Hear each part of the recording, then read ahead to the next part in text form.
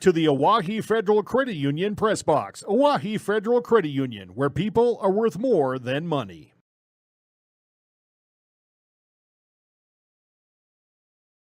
Problems in places across South Dakota, Nebraska, and Iowa. Utilizing brilliant methods such as Centricon bait stations for termites and Vicane treatment for bed bugs. There's no pest too tough for Olson's Pest Technicians. If you have pest problems, call 800-KILL-BUGS. Dano's Marine and Fort Pierre is your one-stop shop for all things boats and watercraft. They are your local Vexus and Alumacraft boat dealers, some of the best boats on the water. Dano's also offers a full line of services to maintain your boat out of the water so you can enjoy more time on the water. Their certified technicians welcome back to the Yamaha, Mercury, and Evergreen Motors. Stop in today to visit about your next watercraft. Dano's Marine, proud sponsor of Pierre and Fort Pierre athletics and events. Wow, Bill, you're walking so much better. What did you do? Well, I got so tired of the pain and nearly fell. And one of my friends recommended physical therapy at Winter Physical Therapy. And you know what? My back also stopped hurting. Huh. So how did you get started? My doctor wrote me a referral, but that's not always needed. Turns out you always have a choice where you want to go. So why did you choose Winter Physical Therapy? I love to support our locally owned small businesses, and quite frankly, they give great personalized care. Winter Physical Therapy, exceptional care.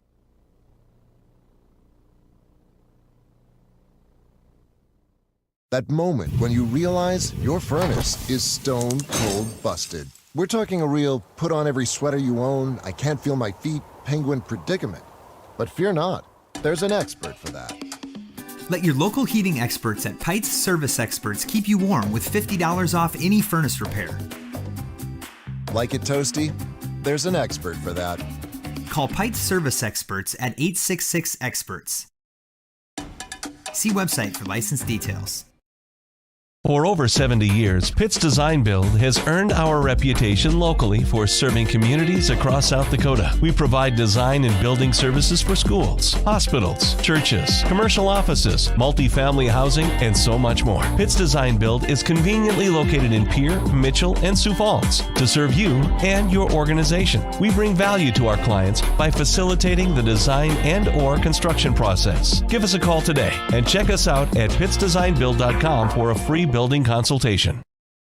Vehicle sparkling clean. At the crossing, grab a cold beverage and check out their selection of appetizers while watching the Stanley County Buffaloes and Pierre Governors live on their big screen televisions. Best of luck to all area students from the Quarter Station and the crossing.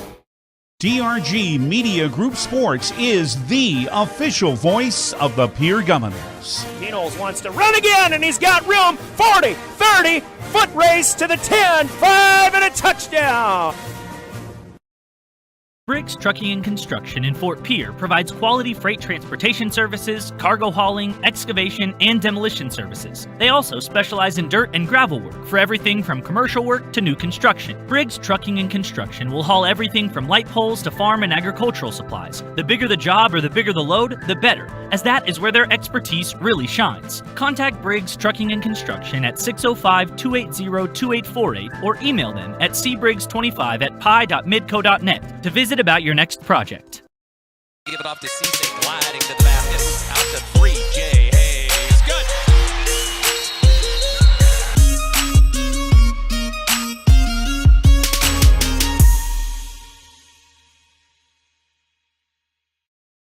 Graham Tire of Pierre is your premier hometown shop, specializing in tires to fit vehicles, from ATVs to large farm equipment and everything in between. At your tire store next door, you can find a plethora of surrounding communities' local activities.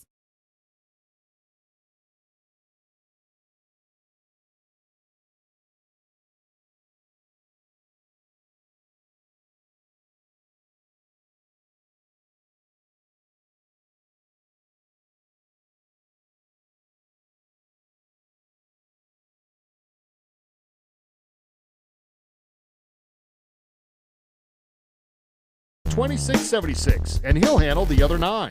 As your resident realtor on a bike, he will make buying or selling your home feel like a walk in the park, not an Ironman triathlon. Find him on Facebook or email Scott at LeeRealEstatePierre.com. Lee Real Estate and Scott are proud sponsors of Central South Dakota Youth Sports and Events broadcast on Live Ticket TV.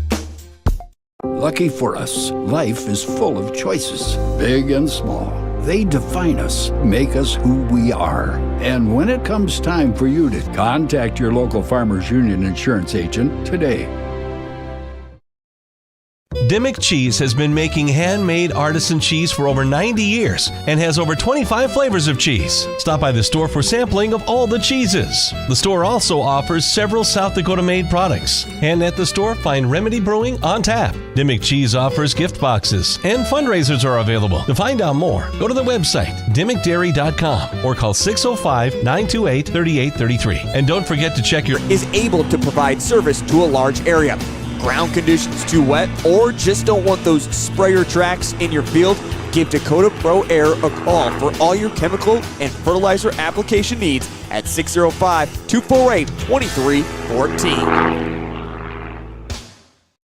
Olson Plumbing in Pierre provides complete plumbing and drain cleaning services to commercial and residential customers. Olson Plumbing understands how the simple things in life are often the things we can't live without, and running water is the top of the list. Olson Plumbing offers 24/7 emergency services. Now you can book nonstop flights from Pierre to Minneapolis and Denver on Denver Air Connection. 1-hour flights on 50-passenger jets with fares starting at just $119 one way. Seats are limited and restrictions apply. Business, pleasure, a game, a winter getaway. It's easy when you fly from Pierre. Visit DenverAirConnection.com/Expedia to book your trip today. Skip the drive. Fly from Pierre Regional Airport. Minneapolis flights begin November 30th.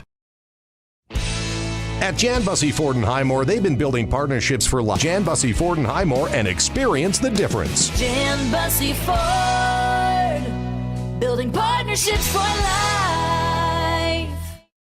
This is what matters. This is beyond X's and O's. This is the difference mutual respect makes. This is what character looks like. This is what defines us in South Dakota. This is sportsmanship. School sports, it's not the outcome that matters most, but the way the games are played. This message presented by the South Dakota High School Activities Association and the South Dakota Interscholastic.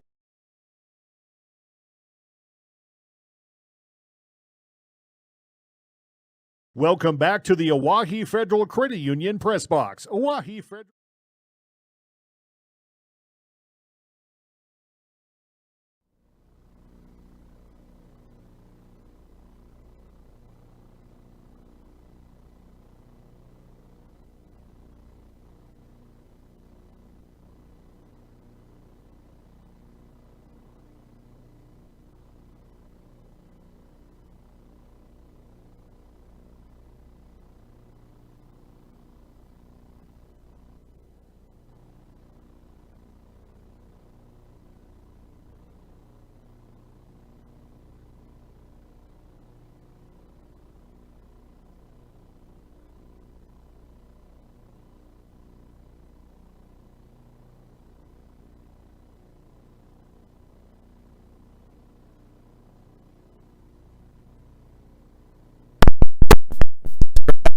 To see his father out of town, so he took that chance, and I don't blame him. Got to see your pops whenever you can, so Chris Derry will be joining us for our next holes in either that third or fourth position.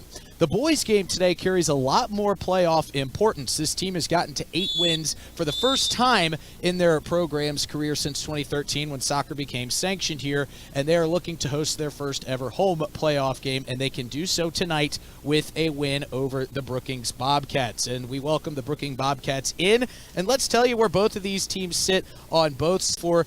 And Sean Blanchette, head coach of the Pierre Govs boys team, wants to do that today. Brookings sits at 13th at 5-6-2, so they're going to need a win today if they want an opportunity to squeeze themselves in. On the girls' side of things, standings-wise, as I told you, the Pierre girls sit pretty comfortably up there in that third spot at 8-3-1. They can't advance any further up the leaderboard when it comes to standings as Rapid City Steve of the standings. We're bringing everything to you live from our Bank West pregame show. We'll hear a word from them in a moment. Folks, if you're enjoying streaming Pierre Governors soccer all season long, you can also download the DRG News app to stream all other live sports from Pierre, Stanley County, or wherever else in the state. make your listening experience, celebrates being part of the team, and reminds you to buckle up every trip, every time while you're making your way out to the Pilk for this, not technically a doubleheader, but simulcast action with both teams playing at the same time. We've got a lot more to get to here at our Bank West pregame show. We're going to hear a word from our friends at Bank West. We'll be back in 2 minutes with Pierre Governors Soccer on River 92.7.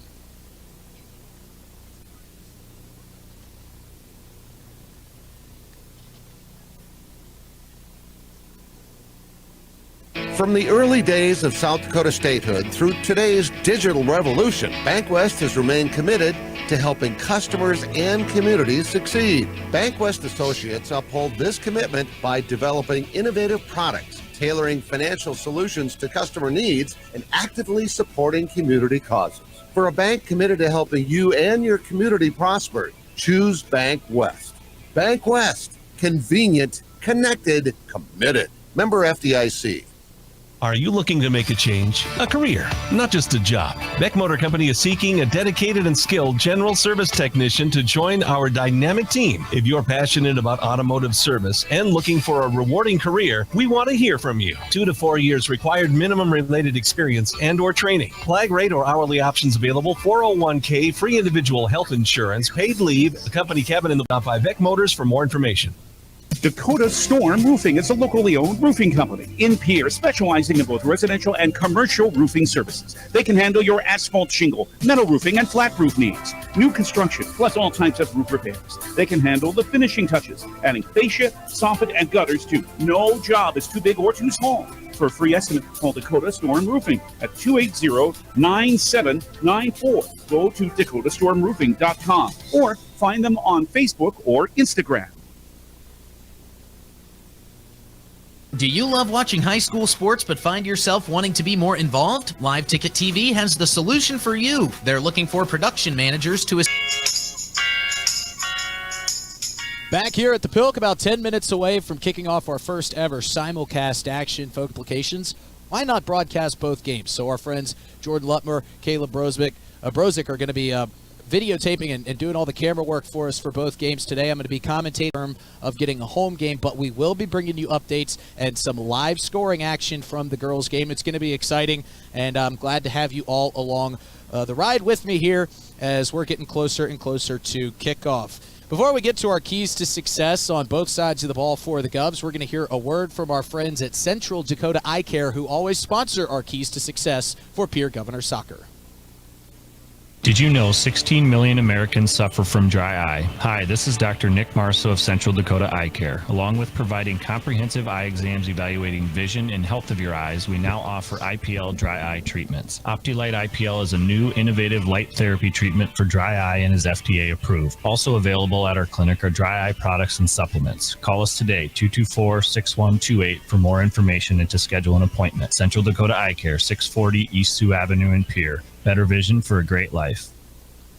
And our keys to success brought to you by Central Dakota Eye Care, starting with the girls' game. What the Govs girls are going to have to do is what they often try to do so frequently: get on the board early and attack and get up with an early lead and try to play good defense. Allie Hutchinson, Natalie Flottmeyer, so important on the defensive side. Natalie Flottmeyer, of course, on the offensive side makes big plays. Look for her alongside Lexi Hilmer and Gracelyn Taylor to try to put the ball in the back of the net. For the boys' side, they've got Caleb Morris back in the lineup after injury.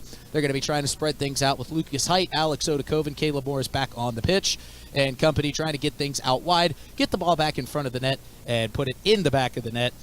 To the much pleasure of head coach Sean Blanchett. We're going to take a quick 30-second break here. We're going to hear a word from our friends at Envirotech, and then we'll bring you our starting lineups for today's matches. You're listening to Pierre Governors Soccer on River 92.7.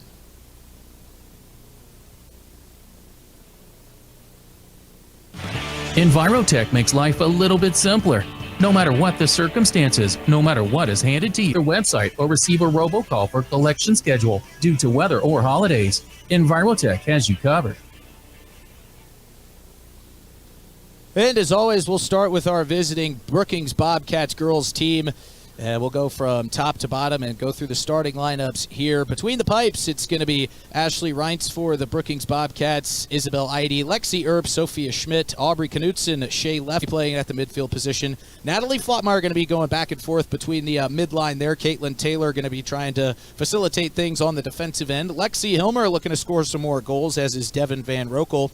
Allie Hutchinson, a.k.a. the Bullet, and a captain of this team, alongside Gracelyn Taylor and Ireland Templeton to round out our starting lineups from the girls' game. From the boys' game, our starting lineups for the Brookings Bobcats boys, starting from the top to bottom between the pipes today, Tony Gwynn, and down below him, Seth Vogt, going to be playing some defense at midfield. Griffin Bachman, Forrest Gerard, Isaiah Vogt, back in the lineup after injury, as we mentioned.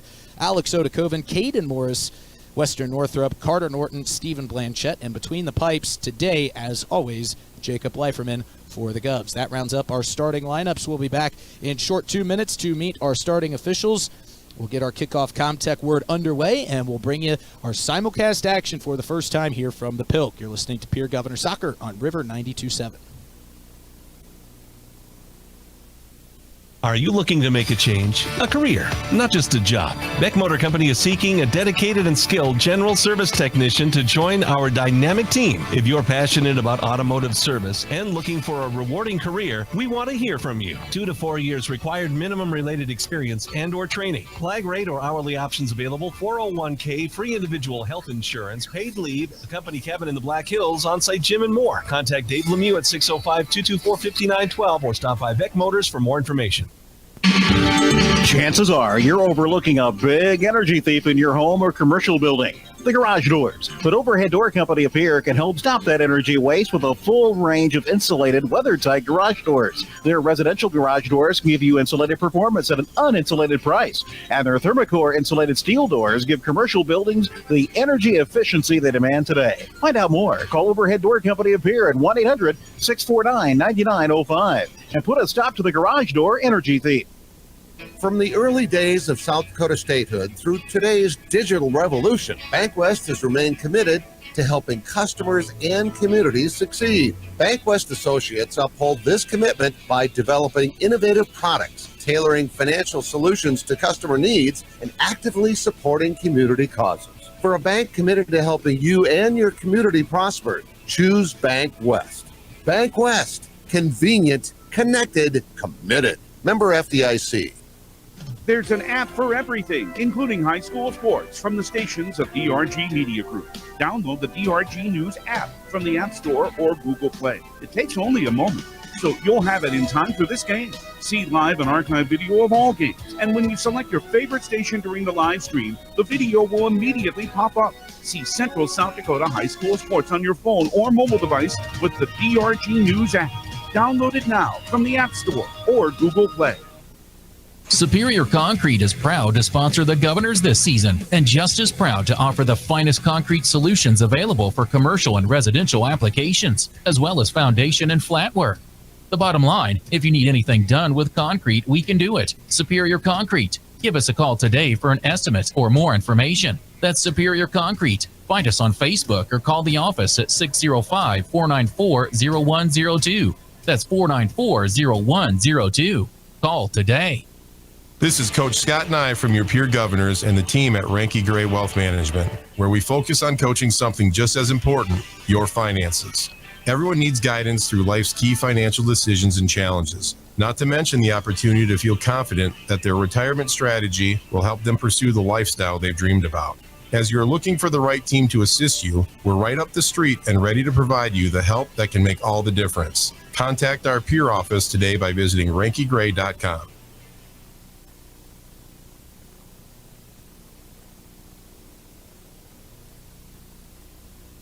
Capital City Ford Lincoln Toyota in Pierre is here for you. When you're looking for a new vehicle, they make it easy. And all available vehicle information so you can spend less time researching and more time enjoying your purchase. Shop their extensive inventory from home at CapitalCityFordToyota.com or stop in to Capital City Ford Lincoln Toyota at 518 East Sioux Avenue in Pierre. Count on them for your service needs with convenient scheduling and in-stock parts. Capital City Ford Lincoln Toyota in Pierre, 605-224-7378. Do you dream of a custom home built within your budget and done on time? Kruger Contracting can make that dream a reality. They're a trusted home builder since 2003, and they're going to be upfront and open about cost and transparent about where your money is going when it comes to your new home. Their skilled crew will manage construction of your new home from start to finish. They're located in Pierre and can build your home in Pierre, Fort Pierre, or the surrounding area. Call 605-222-2523. Visit KrugerContracting.com or find Kruger Contracting on Facebook. You want peace of mind that you're healthy. Support your breast health by getting a mammogram every year starting at age 40. Multiple Avera Breast Center locations across the region offer easy access. We'll create a screening plan that makes sense for you. You have access to specialized breast cancer experts should you need it. Find a screening location near you at avera.org/breast. Century Business Products is a proud supporter of South Dakota High School athletics and proud to provide the most reliable Kyocera copiers and printers to schools and businesses in the area, all backed by their 5-time nationally awarded Kyocera servicing team. Are you looking to control color costs? Looking to reduce printers? Are you looking for more efficient ways to scan documents? Or maybe you'd like to become more paperless? Look no further than Century Business Products. Call 800-529-1950 and see how they're powering business technology. Comtech has your technology solutions. Check out their showroom located right off the truck route on Irwin Street. Come in and see what you've been missing. A large selection of TVs, sound systems, and smart speakers, PCs, desktops, and tablets, home and business security and telecommunication systems. Comtech is your all-in-one solution for any technology needs. Wishing all athletes the best of luck in today's competition. Comtech. Come see what you've been missing. Dakota Storm Roofing is a locally owned roofing company in Pierre, specializing in both residential and commercial roofing services. They can handle your asphalt shingle, metal roofing, and flat roof needs. New construction, plus all types of roof repairs. They can handle the finishing touches, adding fascia, soffit, and gutters too. No job is too big or too small. For a free estimate, call Dakota Storm Roofing at 280-9794. Go to DakotaStormRoofing.com or find them on Facebook or Instagram. Do you love watching high school sports but find yourself wanting to be more involved? Live Ticket TV has the solution for you. They're looking for production managers to assist for this school year. Duties include the management of equipment as well as a basic technological understanding. But don't stress, paid training will be provided. Part-time wages starting at $20 an hour. Call 833-605-LIVE, extension 3. That's 833-605-5483, extension 3, and punch your ticket to joining one of the fastest growing companies in South Dakota. This is Coach Scott Nye from your Pierre Governors and the team at Ranky Gray Wealth Management, where we focus on coaching something just as important, your finances.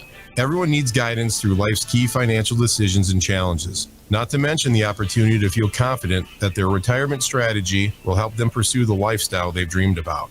As you're looking for the right team to assist you, we're right up the street and ready to provide you the help that can make all the difference. Contact our peer office today by visiting rankygray.com. At American Family Insurance, we help protect what you've achieved so you can fearlessly go after your dreams. For auto, home, business, and life, contact us today. American Family Insurance. Insure carefully, dream fearlessly. American Family Insurance, Life Mutual, Standard of Ohio and Wisconsin Company, 6000 American Parkway, Madison, Wisconsin, 53783. Call the Brittany Shufflebine Agency, LLC, with offices in Pierre, Oneida, and Gettysburg.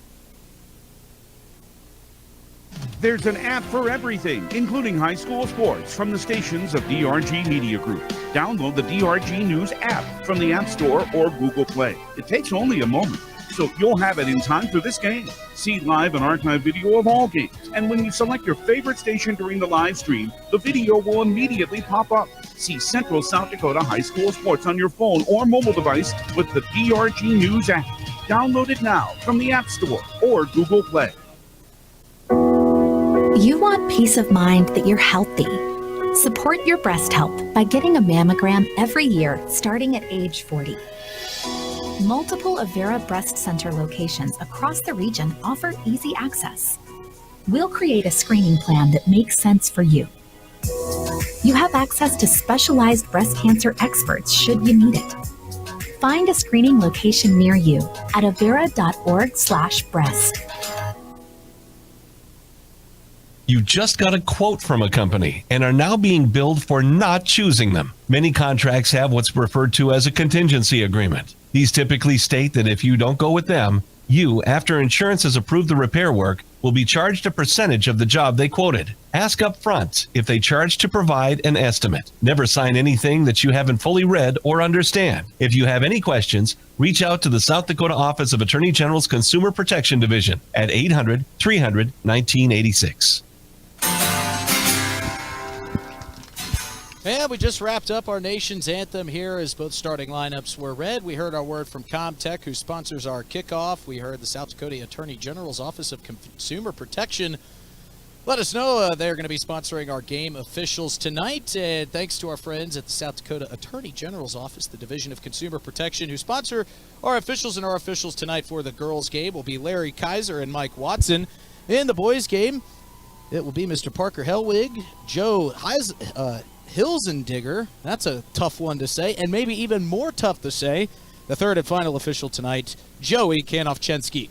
So we've got our officials read. We've got the starting lineups again. Folks, we're going to be bringing you the simulcast of both the varsity games tonight, as it is the final regular season game of the season. Both of these teams with high playoff hopes and expectations. The girls' game going to be happening off to my right and my left because I'm going to be spinning around so frequently with the boys' game happening over on the other side. Here we're planted right between both games. Both teams have taken the field. The Brookings Bobcats in their road whites with the black shorts, red lettering and red numerals outlined by black on both sides, and the boys and girls team of the Govs in their home greens with the green bottoms, white numerals, white lettering, and the numerals sit there right on the middle of the jersey, the Pierre P up on the left shoulder.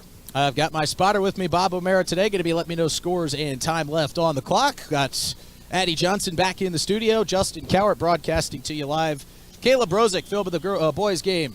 Jordan Lutmer filming the girls' game. We've got a whistle in the boys' game. They are underway. They're going to be attacking. The Govs will be from our right to our left on your radio dial. From the girls' game, going to be attacking from your left to your right. Jacoby LaRoche splitting through midfield here in the boys' game. Girls' game still waiting to get underway.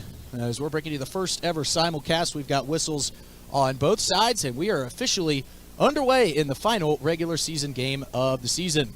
Jersey Understock playing over to Lexi Hilmer on the girls' side. Boys' side trying to find a little bit of space. Here's Jacoby LaRoche cutting through the defense, taking it down to the far side corner. LaRoche turning the corner, facing back towards midfield. And he's going to clear it back up to Carter Norton. That one goes out of play. In the girls' side, Gracelyn Taylor outside the box about 10 yards. Plays it here near side for Jasmine Yost. Yost brings it down into the near side corner, back in front of the net. That one's cleared out by the Bobcats, but not for long. Flatmeyer with a shot on goal. That one just crests wide. And the girls almost got on the board here early for the Govs. So Natalie Flatmeyer with a great look here. Brookings Bobcats on the boys' side, trying to get down into the Govs zone defensively, but Javier Patel Alegre will clear that one out momentarily. It's going to be Isaiah Votes who clears that one out of play on the boys' side. And so we told you, keys to success for both teams: get goals early, then play your defense. As Natalie Flatmeyer here for the girls' Govs team tries to get inside the zone. Still fighting for some space down there. That one's going to be cleared out by the girls' Cats. Here on the boys' side, Patel Alegre feeding it through, finding Stephen Blanchette, who's going to give it off to Jacoby LaRoche. Both sides feeling each other out as of right now. No score in either game as we are just underway. Got a little bit of a late start here today because we had both teams getting introduced. Here's Jacoby LaRoche making a run for the Govs boys team, splitting a couple defenders, still with it. Gives it off Alex Odakoven with a shot on goal. And the first goal of the day in our simulcast goes to the boys Govs team. And they're going to check to see if an offside flag is up. It is not, and the boys Govs lead 1-0 here early on, thanks to a goal from Alex Odakoven. And a beautiful one at that. Jacoby LaRoche with the assist for the boys. Boys Govs lead 1-0. Girls with Devin Van Rokel in the far corner trying to get an opportunity out in front of the net.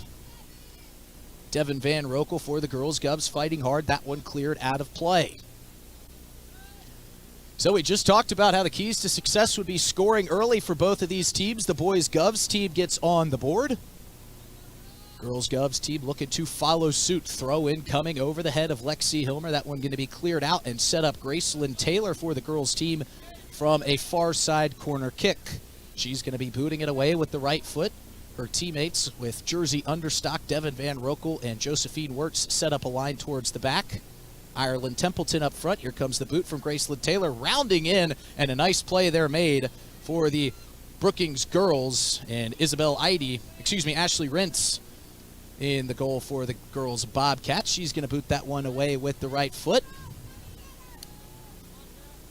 And over in the boys' game, the Bobcats trying to pick their way through some Govs defense. Ball just outside the box, going to be deflected away defensively by Jacoby LaRoche. He's going to turn around, roll it back to Jacob Leiferman, who will clear it away with the right foot. So as we told you with the playoff implications here, is Carter Norton chases after a loose ball for the Govs. As that one's going to roll out of play, go back to the Govs possession and be thrown in quickly. The playoff implications here, Govs boys team looking to get to 9 wins for the first time in their program's history. And they're going to try to get this crucial game going their way as they lead 1-0 early to the boys and trying to secure a home playoff game. Sean Blanchette told us how crucially important it was for his team, but he also loves to see how this program is building. Javier Patel Alegre with the ball here for the Govs, trying to get by a defender, gets by one, not going to get by a second. Heavy contact and a whistle on the play, and Javier Patel Alegre going to be called for a little bit too tough of contact. So the boys Bobcats will get the ball on their side of midfield. Back in the girls' game, the girls Bobcats throwing in at midfield, so a little bit of ping-ponging going back and forth. Both the girls teams and the Bobcats and the Govs trying to feel each other out, figure out offensively what they want to do. Here comes a set-piece long kick from the Brookings boys. It was Dominic Van Hofwagen who sent the free kick all the way back to Jacob Leiferman. He fielded it with 2 hands and now gets it ahead to Javier Patel Alegre, who crosses midfield with it.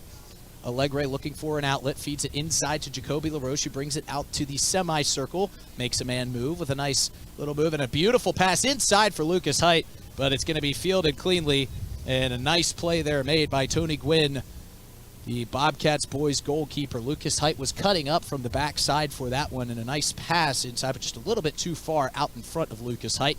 But as we mentioned in the pregame, that's what the Govs boys are going to try to do most, spread out the field to get opportunities as they spread out a defense back in front of the net. They've already been able to do so with the lone goal here in this game. In both games, rather. Ball out of play far side, back over to the girls' game. A slow roller going to be picked up and played by the Bobcats goaltender, Miss Ashley Reintz. Ball bouncing back and forth at midfield for both games.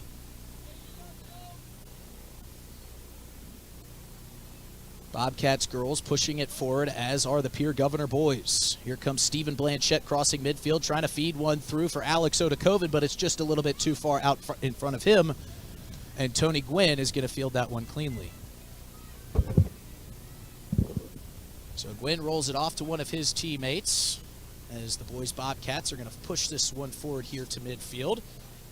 Mr. Guard for the Bobcats going to be pushed off heavily from the ball. That was good defense there as a whistle comes in. Emblem Swanson in the girls' game has a loose ball, rolls that one off to Josephine Wirtz. Simulcast action. I'm putting on my best Scott Hansen impression here as the girls deflect this one wide. It's going to be Josephine Wirtz to throw it in for the Govs. She's discussing with Jasmine Yost, who's going to take the throw in for the Lady Govs, and that's going to be taken in here by Ireland Templeton, who feeds it off to Lexi Hilmer. Lexi Hilmer traversing the midfield line, plays it forward for Gracelyn Taylor. Over in the boys' game, a loose ball out in front of the Govs net, but Jacob Leiferman able to get to that one and field it cleanly. So the Bobcats of the boys' game are getting some early opportunities out on Jacob Leiferman. Down here on the girls' game, the Govs are pushing the pressure a little bit down into the far side, going to roll off the end line. And now it's going to set up a corner for the Govs girls, and it looks like Devin Van Rokel or Lexi Hilmer, one of the two, got the hair covering the number there, going to be taking that corner kick.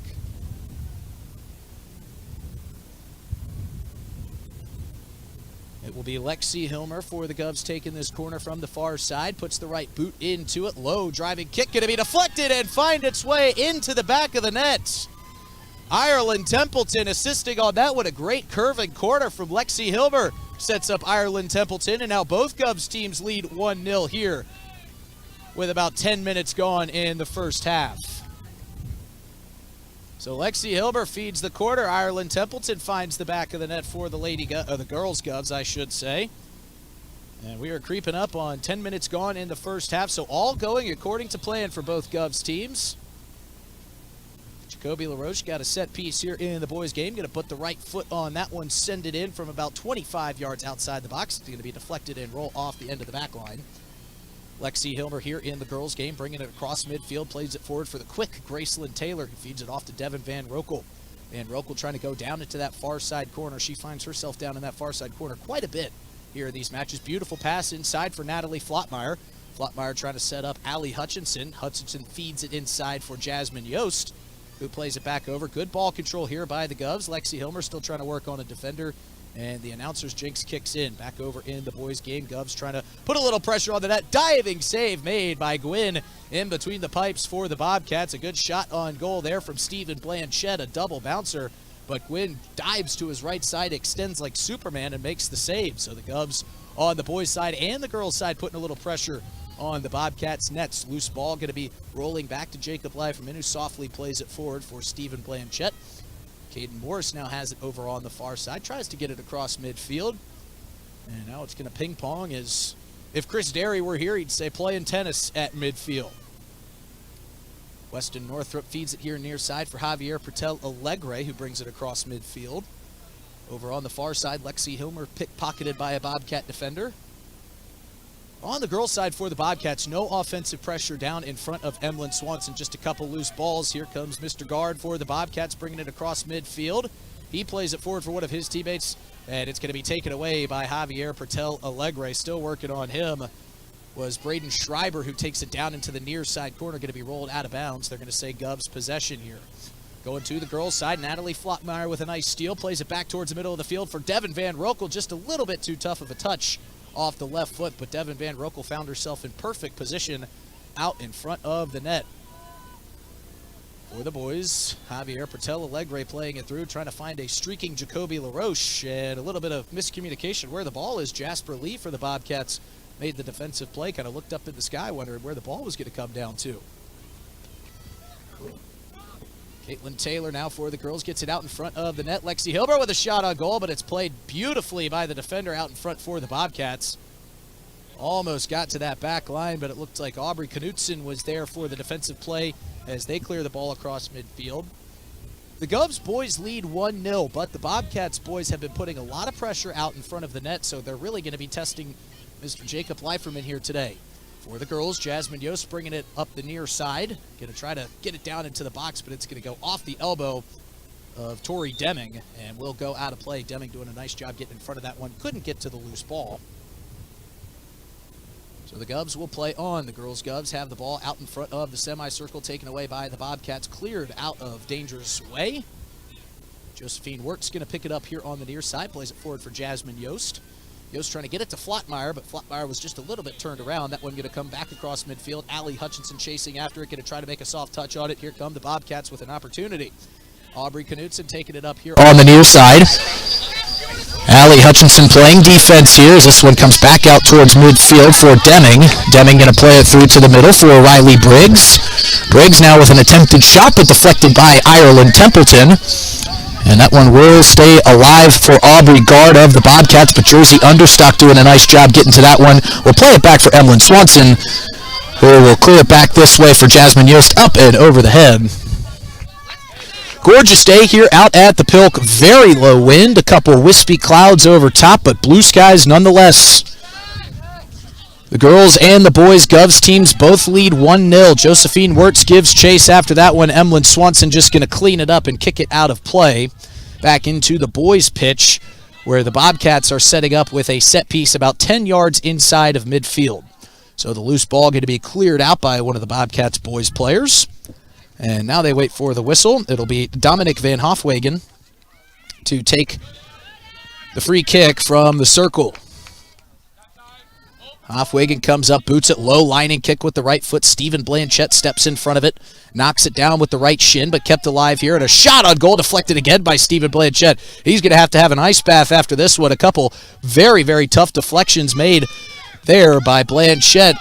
And, Sean Blanchett, head coach, is loving that, seeing Stephen get in front of some heavy, heavy shots. That earns some creds, I would imagine, with your teammates. Javier Patel Alegre surveys the ball deep in the own Governors zone, but he gets it up to Lucas Height here at midfield. Alex Odakoven also giving chase. And we've got a whistle here and some tough contact by Dominic Van Hofwagen. And now Natalie Flottmeyer in the girls' game with an opportunity out in front of the net. She sends that one just high of the crossbar. A lot of action going on here in our simulcast early, just what we hoped for. So Natalie Flottmeyer, 2 shots on goal, still trying to find the right target here, as looks like Caden Morris going to take the free kick from his side of midfield for the Govs. He'll step up, nice looping kick, but just going to sail wide as Tony Gwynn watches that one roll harmlessly out to the pines behind the net.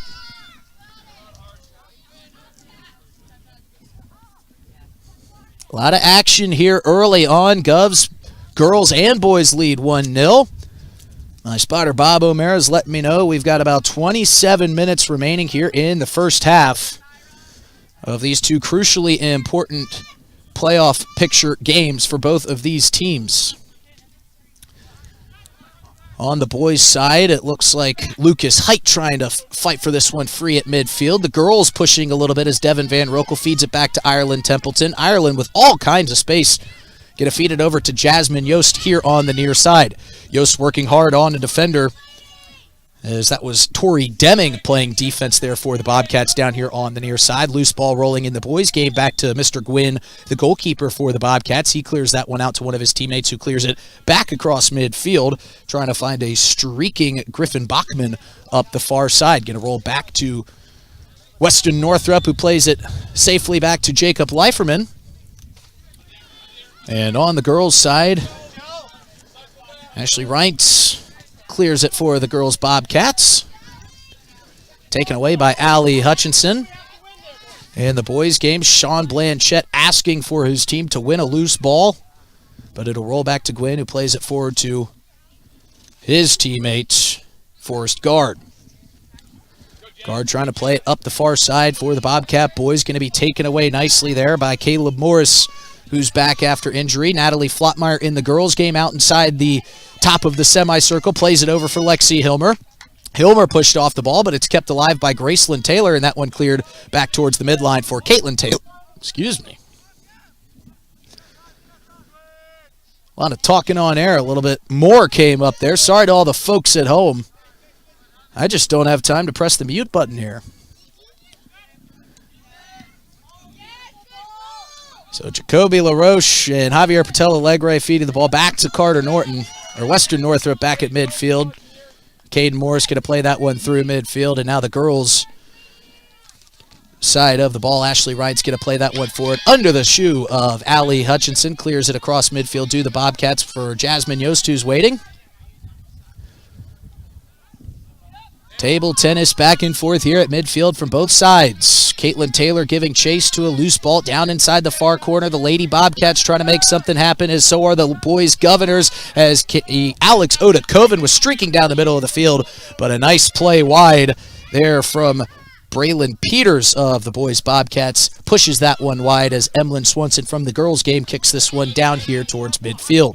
Both Governors teams leading 1-0 with about 25 minutes remaining here in the first half. Out at the Pilk, our first ever simulcast action, as a corner kick coming in here for the boys. Govs rolls back to Stephen Blanchett, who puts a nice bouncing kick right into the waiting arms of Tony Gwynn. The one bouncer was played beautifully by Gwynn, who waited patiently, but you can't argue with Stephen Blanchett. Had a lot of space out there at the top of the box, and he wanted to get a shot off. Now a nice play by Jacoby LaRoche defensively, keeps it alive in the offensive zone for the Govs, as he's going to try to turn and find his man, Caden Aharts. Caden Aharts working hard, had a couple great games here at the Pilk in the past couple weeks. As this one will roll back for Stephen Blanchett. And he's going to play it back for Weston Northrup. Hopping back over to the girls' side. Lexi Hilmer working hard for a loose ball. Going to play it forward for Devin Van Rokel. Van Rokel turning. Going to have it taken away there. And it's going to roll out of play. A nice play by Riley Briggs defensively down there on the far side to stop that scoring advance for the Govs. And Ashley Reintz will take this free kick for the Bobcats. Jacob Leiferman plays it forward for Western Northrop on the boys' side, through to Stephen Blanchette. Blanchette trying to find a way out of this one deep in his own zone. He's going to be looking to the far side, plays it forward for Caden Morris. Morris up the far side as the girls' Bobcats cross midfield, taken away by Jersey Understock. Now on the boys' side, going down far side into the corner, trying to feed it through for Jacoby LaRoche, but it's taken away defensively by the Bobcats. So the Bobcats bring it up the far sideline from the boys' game. They're trying to facilitate some offensive pressure here. Here comes Mr. Guard for the Bobcats as he's going to go tumbling down to the turf. Javier Patel Alegre clears that one out nicely back across midfield. And we know both of these head coaches, Kira Swenson and Sean Blanchette, for the boys and girls Govs teams, want to play aggressive. They don't care if they get an early lead, as this one's cleared out of the box from the Bobcats on the girls' side. They don't care if they get an early lead. They want to continue to put on the pressure offensively and continue to score. And then with a couple minutes left, then they can really look around and see if they can play some of those guys and girls who don't get as much playing time as the starters. Jacoby LaRoche trying to feed one through here for a splitting up the field Caleb Morris, and that one's going to roll out past the end line. And Tony Gwynn will get the free kick for the boys Bobcats. Ireland Templeton bringing it across midfield. Things settling down a little bit, and here comes a loose ball chase. Allie Hutchinson trying to chase down the Bobcat offensive player, and she gets in front of it, playing it beautifully. And it was a great challenge there. Grace Ramza for the Bobcat girls was giving chase as she had all kinds of space, but Allie Hutchinson showing off that incredible speed we've seen all season long. There's a reason we call her the Bullet, folks, and she showed it right there. It's going to be Riley Briggs throwing it in for the girls' side. On the boys' side, Javier Patel Alegre trying to feed it through for Caden Aharts down here on the near side. The pass just a little bit too far for Aharts on the girls' side. The throw in coming for the Bobcats, going to be headed out wide by Jasmine Yost. Jersey Understock going to try to settle things down, but Shay Leffers in there, rolls it through, and Emlyn Swanson watches that one fall harmlessly by the outside post. So the Bobcats showing a little bit of pressure there offensively on the girls' side. On the boys' side, Tony Gwynn setting up to take this free kick. He's also got, looks like Kaysen Fixon there off to his left. That one's going to be booted back towards midfield, going to be taken down by Caleb Morris. Caleb Morris feeding through for Alex Odakoven. Alex Odakoven goes down in a heap as he's being guarded very tightly by Jasper Lee. Odakoven finally gets back to this one, floats a loose ball shot just wide of the net. That was asking a lot there from Alex Odakoven, but good defense from the boys Bobcats. Here comes Jasmine Yost on the girls' side, stepping in front of a pass, but she deflects that one out of play. But Kira Swenson, the head coach for the girls team, loving the effort and loving the activeness from this girls Governor team. Again, the score, 1-0 from each side, 20 minutes left to play in the first half. Halfway mark here in the first of two halves in our simulcast action. If you're just joining us, we've got a little bit of an unusual situation with both varsity teams playing at the same time, because we do not have lights out here at the Pilk. They had to get both of these final regular season games in, so we said, you know what, we're just going to call both of them at the same time. Graceland Taylor trying to find a little bit of a lane. Devin Van Rokel playing it off the head, trying to find it forward to Natalie Flotmeyer, to no avail, but still kept alive here by Graceland Taylor. Graceland Taylor, one of the speediest players on the field. Allie Hutchinson, I would say, is the fastest player, but I think Graceland Taylor is the quickest player out here on the pitch for the girls Govs team. And yes, there is a difference. Speed is just straight line speed. Allie Hutchinson can come out of nowhere. Graceland Taylor's got that elusiveness with the ball that makes her so dangerous. Free kick here coming in the boys game for the Bobcats, who have the ball on the Governor side of midfield. Trying to make something happen are the boys Bobcats. Get on the board as Jasmine Yost on the girls' side plays it through for Graceland Taylor. Devin Van Rokel turning on a dime, doing a nice job. Beautiful feed pass, but deflected away. She was looking for Natalie Flotmeyer, but it's going to be cleared out of play, and a nice job done there from Berkeley Stoltenberg. Here on the boys' side, Caleb Morris showing those fresh legs after missing a couple games for the Govs.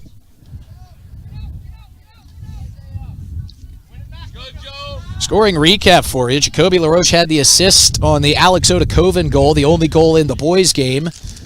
And Lexi Hilmer from the corner kick earlier in the girls' game found Ireland Templeton, who was able to deflect it in. Lexi Hilmer on the far side corner trying to feed it over for Graceland Taylor. We've got a bit of a stoppage of play here for the boys' game. An injury coming, and Isaiah Vogt going to be taken off the field. And Kason Fixon will check into the game for the Bobcats. And Isaiah Vogt will check out a trainer here. Keep an eye on him. We got a whistle to signify back in play here on the boys' side. Both teams playing for the ball at midfield.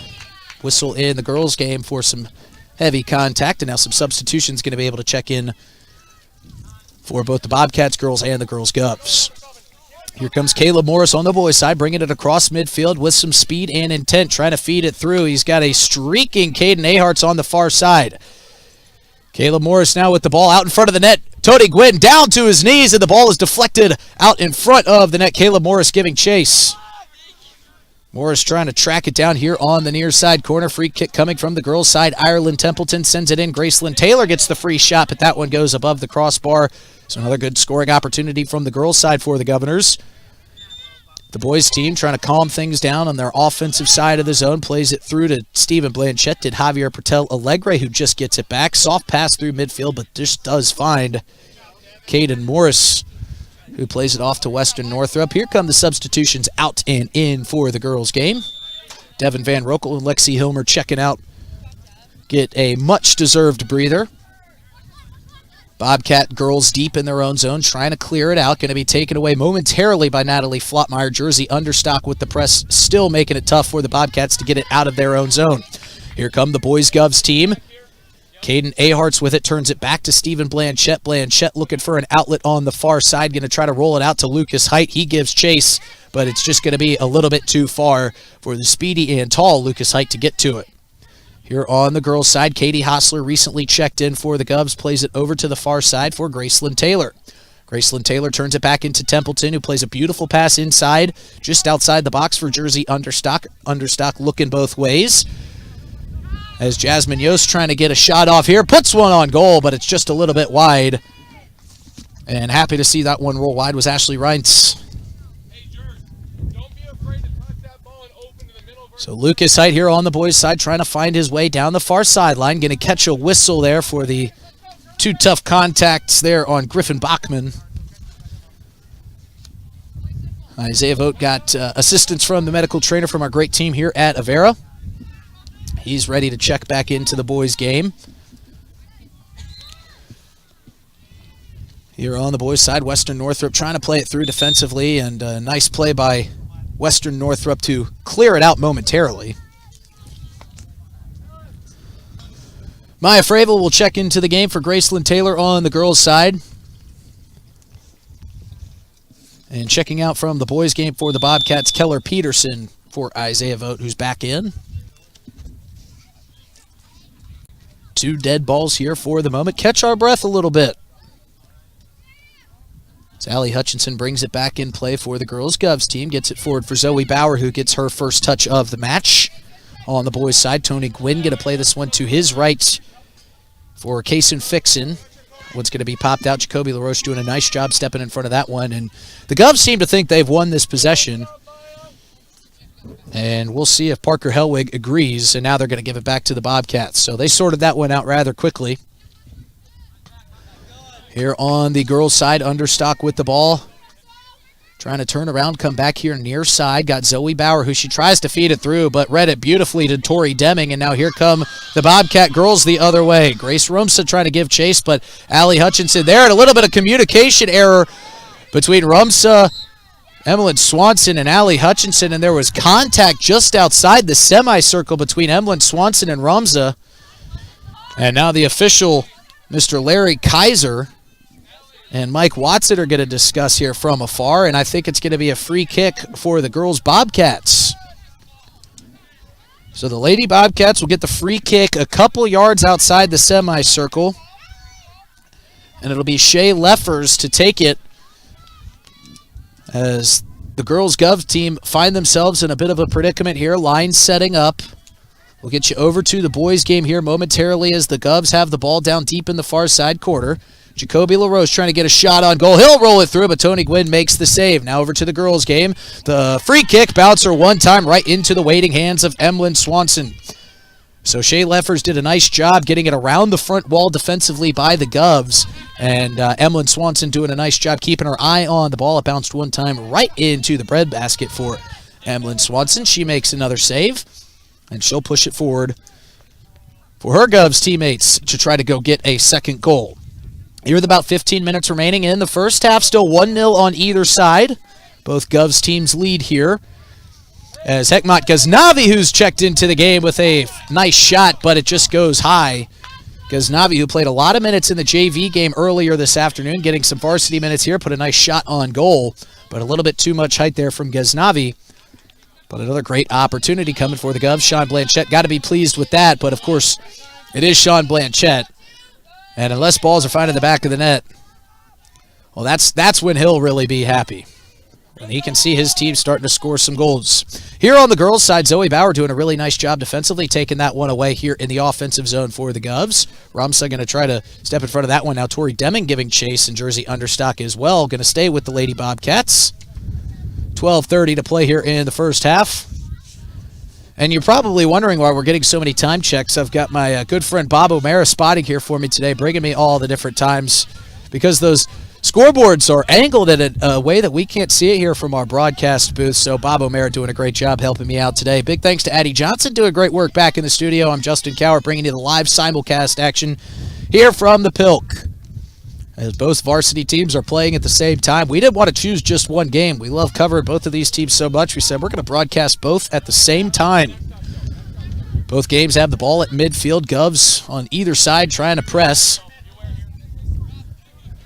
As this one is going to be played back towards Jacob Leiferman from Caden Aharts, who clears it to the far side for Weston Northrup. Couple substitutions. Devin Van Rokel, Lexi Hilmer back into the girls' game. Jersey Understock and Natalie Flotmeyer going to get some water and catch their breath a little bit. It's chill in the air, a little cool, but when you're running around as much and as hard as these girls and guys are, it doesn't feel like South Dakota out there, I can tell you that. Jasmine Yost trying to turn the corner here for the girls' Govs team, plays it through, and Maya Fravel going to try to piece it through for Devin Van Rokel. Devin Van Rokel playing hard as always, gets her foot on that ball and keeps it alive for the Governor girls team. Jasmine Yost going to chase this one down. Trying to play it through for Maya Fravel, but they got their wires crossed just a little bit. That one's going to roll out, and Ashley Wright's going to be able to play the free kick from her own goal. On the boys' side here, Caleb Morris trying to play it through. Stephen Blanchette comes up and picks up the loose ball here for the Govs. He plays this one back safely to Western Northrup, who comes near side just out in front of our broadcast booth for Javier Portela Alegre. Over on the girls' side, opportunity out in front of the net. Loose ball just going to roll right up to Reintz, and she's going to field that one in the exact same time that Tony Gwynn fields the loose ball for the boys' Bobcats. So on the girls' Gov side, they have been all over that net and right out in front of Ashley Reintz this entire first half. They lead 1-0, and it could be much higher than that. Natalie Flotmeyer's had a few shots that have gone wide. And here on the boys' side, they could be up more than just that 1-0 lead. Here comes a feed pass from Jacoby LaRoche down low for Caden Aharts here on the near side. Aharts trying to work a little bit there on Kaysen Fixon. Bringing it near side. Now we've got a whistle, and they're going to say that Caden Ahart's playing a little bit too tough there. And so Tony Gwynn will take this one for the Bobcats. Braden Love checking into the game, checking out Griffin Bachman for the boys' Bobcats. And Alex Odakoven, who's got the lone goal for the boys' Govs team today, waiting to check in as well. On the girls' side, the Bobcats going to throw this one in. Deming throwing it back in for Liv Ragsdale. Gets it back to Deming, but it's taken away by Devin Van Rokel, chasing it down to the near side corner. It just ran out of space. Great effort from Devin Van Rokel. She will pick off just about anybody, and she showed that there. Vincent Aielli here for the boys Bobcats, giving chase down the far side. Going to be cut off nicely by Caden Morris down in the far corner. The deflection off Aielli going to come back to Weston Northrop, who just poots it high up into the air and out of play from the far side. On the girls' side here, Maya Fravel giving chase in the far side corner, plays it through to Katie Hostler, and that one's going to be deflected off a girls Bobcat player. And I believe that was Laura Jones on the far side for the Lady Bobcats. Going to be thrown in for Jasmine Yost. Here comes Lucas Height on the boys' side, trying to piece one through the middle of the defense. They're unable to do so. Free kick coming away from the girls' side is fielded cleanly by Ashley Reintz. So she makes yet another save for the Lady Bobcats. Puts a nice boot into that one. Allie Hutchinson steps in front of that and gets it back to the Bobcat side of midfield. Played through for Devin Van Rokel. Van Rokel looking for an outlet pass. Finds Katie Hostler, who puts a nice touch off for Jasmine Yost. Jasmine Yost with a shot on goal, and that one's going to get the back of the net. What a great feed there from a couple different girls Governor players to find Jasmine Yost, who placed it perfectly and gives the girls a 2-0 lead. Here on the boys' side, they're pressing as well. That one going to be cleared through. Jacoby LaRoche trying to find an outlet for the boys as they heard the cheers from the girls' Govs game. Hearing them go up 2-0. They want to make their score the same here as Javier Patel Alegre. Gets it off to Caden Aharts. Plays it back towards midfield for Jacoby LaRoche. Again, recapping that last goal. It was Jasmine Yost with a beautiful touch to find the top of the net, top shelf where Mama hides the cookies, as Rick Jenneret used to say. They lead 2-0, and Preston again trying to find yet another goal here as we creep up on our halftime. Alex Odakoven checking back into the boys' game.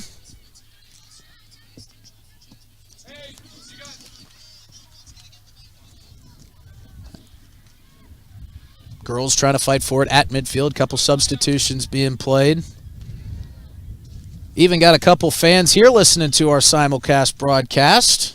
Hearing our call of the Jasmine Yost goal there for the girls of the Govs. 1-0 in the boys' game. A couple substitutions here coming in the girls' game. It's going to be Isabel Eide as well as Paisley Tevelde.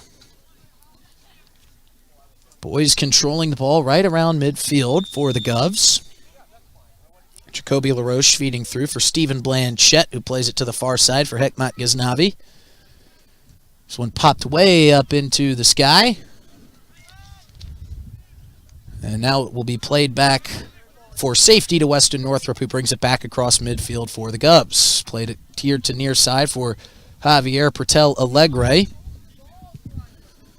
Alegre plays it back. 6.5 minutes to go here in the first half. Girls lead 2-0 for the Govs. Boys lead 1-0 for the Govs. LaRoche plays it through here near side for Javier Pertel Alegre. Pertel Alegre turning around some defenders, trying to find Caden Aharts. That one's going to be deflected off a Bobcat and head to the corner for the Govs. Ashley Reitz clears a bouncing ball away for the Lady Bobcats, but going to be kept alive here by the Govs on their side of midfield. It's Jasmine Yost, who recently scored that goal to put the Govs up 2-0, gets her foot on the ball. Plays it back across the midfield line for Josephine Wirtz, who plays it through for Lexi Hilmer. Lexi Hilmer trying to find Zoe Bauer, but Tori Deming steps in front of that one. She's had a couple great steals today for the Lady Bobcats. She gets it taken away, though, by Zoe Bauer, and that one comes here near side out of play. More substitutions being made on the girls' side for the Govs. Jersey Understock back into the game, as well as Natalie Flotmeyer. Free kick coming for the boys. Bobcats here near side. Going to be played on a nice soft touch. And Braden Schreiber will try to play it back his own direction there, stepping in front. Western Northrop putting on a little bit of pressure. Lexi Hilmer on the girls' side trying to find her way through the defense. Plays it over to Jasmine Yost. Jasmine Yost rolling it over to Jersey Understock on the far side. Gracelyn Taylor now has a foot on it. Jasmine Yost now turning the corner. Got Flotmeyer down on the far side corner. That one going to be deflected out of the play. And Flotmeyer will give chase, and we'll see if Gracelyn Taylor or Flotmeyer wants to throw this one in for the girls' Govs team. It will be Flotmeyer. She throws it in over top of the head, finding Jersey Understock, who steps in front. Now Understock with a nice pass for Zoe Bauer, who puts the one touch in. Beautiful, unselfish play there from Jersey Understock, finding the 8th grader Zoe Bauer. who had nothing but wide open net in front of her. It's 3-0. The girls' Gov lead over the Brookings Bobcats in their final varsity regular season game. Here on the boys' side, Javier Pertella Alegre now near side with it. And the girls' bench was thrilled to see Zoe Bauer find the back of the net there to put them up 3 goals as we creep up on halftime. Now shifting back over to the boys' game, Jacoby LaRoche trying to pick through some defenders. This one going to be played through, trying to find Aielli. And Western Northrop got a little bit tied up as he was trying to clear that loose ball. Now it's Aielli versus the entire Governor defense. There's going to be a whistle on the field. Aielli looked like he pushed down Western Northrop with a little bit too much intention. And so Leiferman will get over to that one. They're going to say the free kick's going to have to come from outside the box. So Caden Morris will take that one for the Govs. Graceland Taylor trying to facilitate some more offense for the Govs girls on this side of the field. This one get a roll all the way back towards midfield. Caitlin Taylor now going to pick it up and play it forward for Natalie Flatmeyer, who's forced off the ball, drawing a whistle. Stephen Blanchette takes it here at midfield, plays it back for Weston Northrop as they're protecting the 1-0 lead with only a few minutes to play in the first half. Free kick coming for Jasmine Yost here on the girls' side of things. Javier Pertella Alegre trying to find a way out of some chokehold defense. He's going to be pushed in the back, and that will draw a whistle. That was Braden Schreiber who got called for the push. Out in front of the girls' net, Devin Van Rokel pushes this one just a little bit wide as that loose ball came out right in front of her. Ashley Reintz wants no part of that Devin Van Rokel shot from only a few feet away. So, Reintz was happy to see that one go wide. Lucas Height now with a free ball kicked his way. Going to head this one towards the direction of the goal, but Tony Gwynn watches that one roll free past the end line. He'll get the free kick. Lexi Hilmer stepping in front of a very quick pass, and now Jasmine Yost has the loose ball. She's trying to play it through for Zoe Bauer. That one popped back towards midfield. Tony Gwynn alongside, looks like Kaysen Fixon trying to figure out who wants to take the free kick. They're going to play it here up the near side. Under 2 minutes to play here in the first half of our simulcast action. Girls Govs lead 3-0 in their match. Boys protecting a 1-0 lead, but here come the Bobcats back the other way. Weston Northrop going to try to clear this one through. Carter Norton going to roll it. Loose ball out in front of the net. Weston Northrop now clearing it through. Very dangerous place for that ball to be. So the boys Bobcats are pressing. Lexi Hilmer with a free kick coming from way outside for the girls. We'll keep you updated on that as the boys Bobcats are still pressing offensively here, trying to get that ball out in front of the net, but nicely done there from Caden Morris to clear that one out of harm's way. Let the Pierre defense get reset. Lexi Hilmer's free kick is going to come through on one bounce. But a nice play there made by Ashley Reintz to step in front of that bouncing ball. Keeps that one from finding the back of the net. So they'll play on over here, and now Hartz, but he runs out of time and runs out of space as Tony Gwynn steps in front of that one. That brings us to the end of the first half in the boys' game. So the lone goal from the boys' game came from a Jacoby LaRoche assist and an Alex Odakoven goal. And we've come to halftime in the girls' game. They lead 3-0. Goals coming from all over the place. Jasmine Yost had one, Zoe Bauer had one, as did Ireland Templeton off the corner. A lot of action coming here from our first ever simulcast here out at the Pilk. Both Govs teams lead. It's the girls 3-0 in the girls game, the boys 1-0 in the boys game. We're going to take a quick 4-minute break. We'll be right back after this. Look ahead to the second half, recap all the first half action. You are listening to Pierre Governors Soccer on River 92.7. Smart grocery shopping takes a little bit of TLC. Dakota Mart in Pierre is thrifty, local, and convenient. Shop Dakota Mart for the freshest produce, highest quality meats, and delicious bakery items. And shopping Dakota Mart is easier because of the spacious aisles. Everything's easy to find, and you have a clean More than being just another small-town business, it means showing up for our member owners when they need us, supporting the organizations that empower the next generation of community leaders and agriculturalists, and providing resources to help ensure the communities we live in are here for generations to come. At AgTegra Cooperative, local isn't just about where our locations are. It's about serving our farmers, our employees, and our communities in ways that nobody else will. Hey, Josie, why so glum, chum? I can't find a way to get my whole group to one spot without taking all these cars. You haven't heard of Denwall Transportation? They have luxury seating buses with air conditioning, outlets to charge your phone, and other must-haves for traveling. Whoa, no way! Yeah, you should check them out. Where can I find them? You can follow them on Facebook or denwalltransportation.com, or hey, let's give them a call at 605-532-3836. Denwall Transportation, let us do the driving. Explore the 2023 Lincoln Navigator at Capital City Ford in Lincoln. Every time you approach your Lincoln, you'll receive a recarpet welcome. Twin turbocharged 3.5 V6 engine with auto start stop technology, you'll travel confidently with technology that meets all your needs.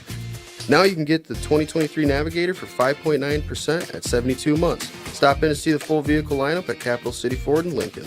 Capital City Ford in Pierre, South Dakota. Now's your chance for a great deal on smoking fast fiber internet from Venture Communications. Upgrade to the speed you need, up to 1 gig.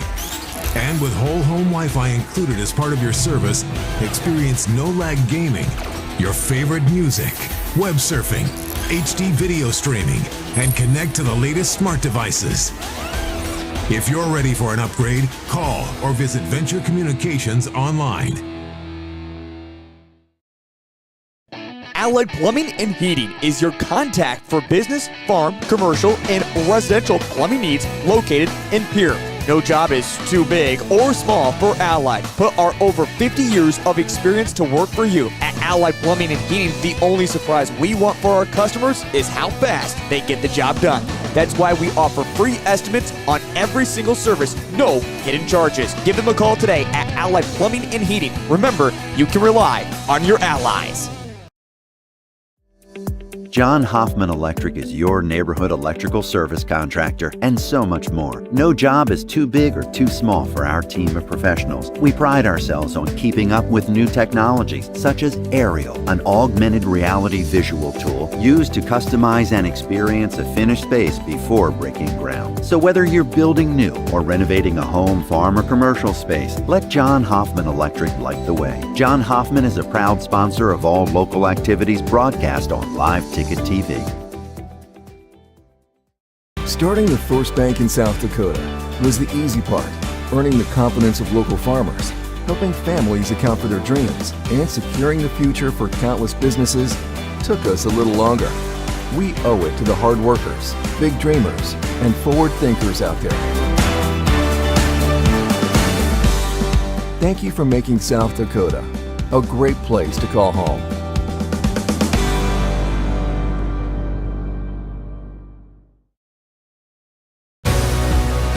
Protect what matters most with the Brittany Scheffelbein Agency, American Family Insurance.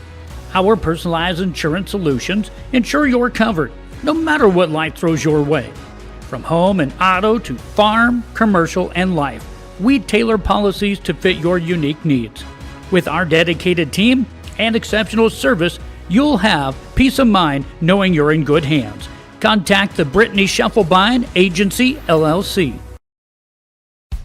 Best of luck in today's competition to the Potter County Battlers from Black Sheep Agronomy, your local agronomy experts. Black Sheep Agronomy wants you to have a successful farm plan and is focused on products and practices that work in this region. As community members themselves, Tyler, Tice, and Austin support area students who work hard in their school and extracurricular activities. Good luck, Battlers from Black Sheep Agronomy. Call 842-6104 for all your agronomy needs. Stay in a beautiful Black Hills vacation home, the Summit on Dancing Sky near Leeds, South Dakota, in the popular Powder House Pass development. It's a modern rustic design with over 5,000 square feet, 6 bedrooms, and 5 baths for you to enjoy. You'll get gorgeous views of the Terry Peak Mountain Range. There's a community pool to enjoy, and you're close to all the attractions like Deadwood, Sturgis, Spearfish, and a whole lot more. The Summit on Dancing Sky. Visit them at DancingSky.com. Agriculture is like no other business, which makes Farm Credit Services of America like no other lender. Owned by the farmers and ranchers we serve, our customers have a voice in how we work. a stake in what we do, and share in our success. Discover a lender that works for you at Farm Credit Services of America. With our new online loan application, you can go to our website and apply for a loan when it's most convenient for you. We make getting loan approval fast and easy. Our local lenders are available to assist you if you have any questions. We make it pain-free to get that loan you've been wanting. We're an equal housing lender. Oahe Federal Credit Union, your hometown credit union since 1955. Federally insured by NCUA. This month in Grossenberg's calendar, it's their Kids Coloring Contest. If your kid is 6 to 12 years old, they can color the page on the calendar and bring it into your local Grossenberg location where their staff will judge and your kid could win a $100 gift certificate for John Deere merchandise. See any of their 9 Grossenberg locations and get your kid what they want most, $100 in John Deere merchandise with their coloring contest only at Grossenberg Implement. Advertising can be a struggle. Where to spend your money? Are you reaching the right audience? If you are looking for an effective method that reaches a large fan base at once, then here's your ticket with Live Ticket TV. With over 90 schools in the state of South Dakota, we can help you advertise locally with just your team or reach the region and state. Plus, a portion of all sales go directly back to the school. Get a hold of Todd Sandel today and let's get started in building your brand with Live Ticket TV. What if we said a bank isn't a place to lock up money? It's a place to set it free. What if the point of banking wasn't to bank at all, but to put your ideas to work? What if your bank asked, what if, a little more? Well, what if we told you we do? We're American Bank and Trust, where what if meets why not? If you're ready to change what you get out of banking, start a relationship with us. What if you made the move today? When you're thinking of a new or used car, motorcycle, pickup, or RV, think of us. We make all sorts of vehicle loans. We can set you up with payments that fit your budget. So if you have getting some new wheels in mind, stop by and see us. We'll get you the right loan. Dakota Plains Federal Credit Union, federally insured by NCUA. We're big on you. We're small enough to know your name, but we're big on you.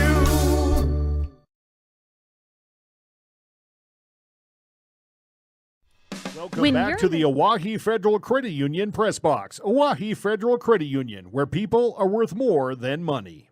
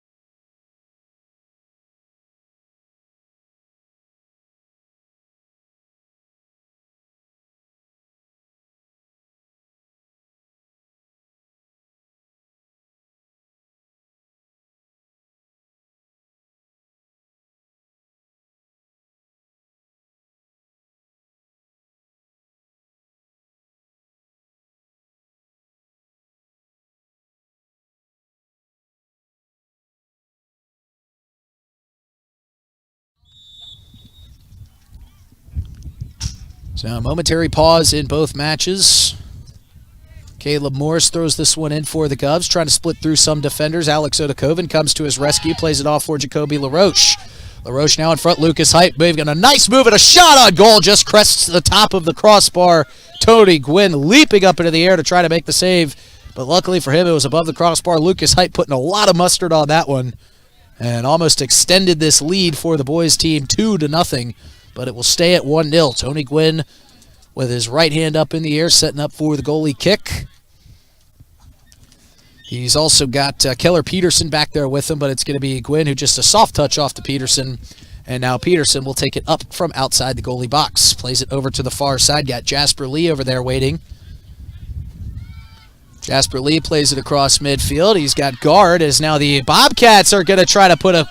Lady Bobcats try to put a shot on goal. That one going to be deflected wide. Caitlin Taylor there to save the shot from the Lady Bobcats. Emlyn Swanson had gone down to try to make that save, and a nice job there from the Lady Bobcats putting the shot on goal, trying to get a number there. It looked like it was Riley Briggs with the scoring opportunity for the Lady Bobcats, so their first real action here in the second half, trying to get themselves on our Gales Gas Service scoreboard. Going to set up a corner kick here for the Lady Bobcats, and that will be Shay Leffers taking it here for Brookings. She puts her right foot into it. Nice low driving kick, going to be popped up in the air off the head. Lexi Hilbert now sending it back Emlyn Swanson's way dangerously, but Emlyn Swanson puts her hands on the ball, makes the save.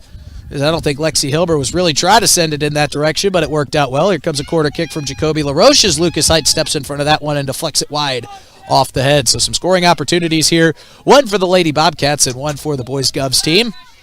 Neither team can find the back of the net, as we are under 30 minutes to play here in the second half of our simulcast.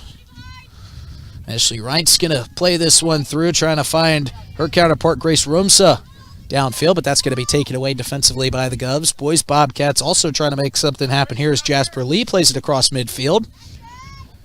Here comes Lexi Hilmer on the girls' side, trying to find a cutting Jasmine Yost. Yost feeds it inside for Lexi Hilmer, but a beautiful save made by Ashley Rines as she dives on top of that pass.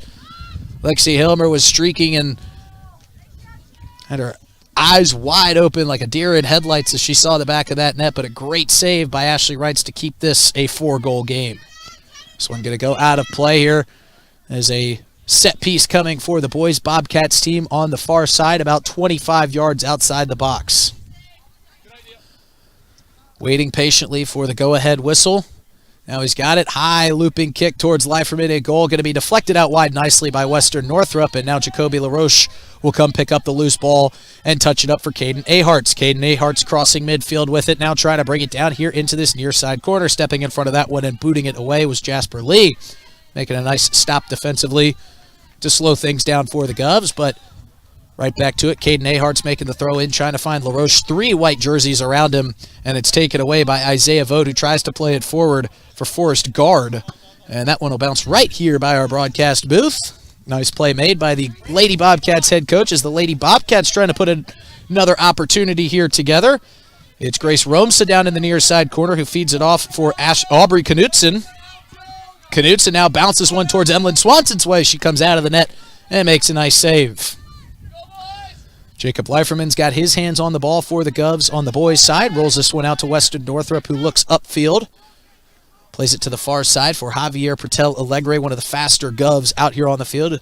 Feeds it up to Hekmat Ghaznavi with a quick touch, trying to find a streaking Caleb Morris on the far side. Turns it back around. Hekmat Ghaznavi with a little bit of space. Now moves it to his left. And he loses the dribble just outside the box. So Ghaznavi with all kinds of space. May have some tired legs after playing so many JV minutes earlier today as this one comes through here for Weston Northrop here on the near side. Carter Norton with it, plays it down for Caden Aharts. Caden Aharts trying to turn the corner on the defender, puts it back in front of the net, but just a little bit too high for any of his teammates to make a play.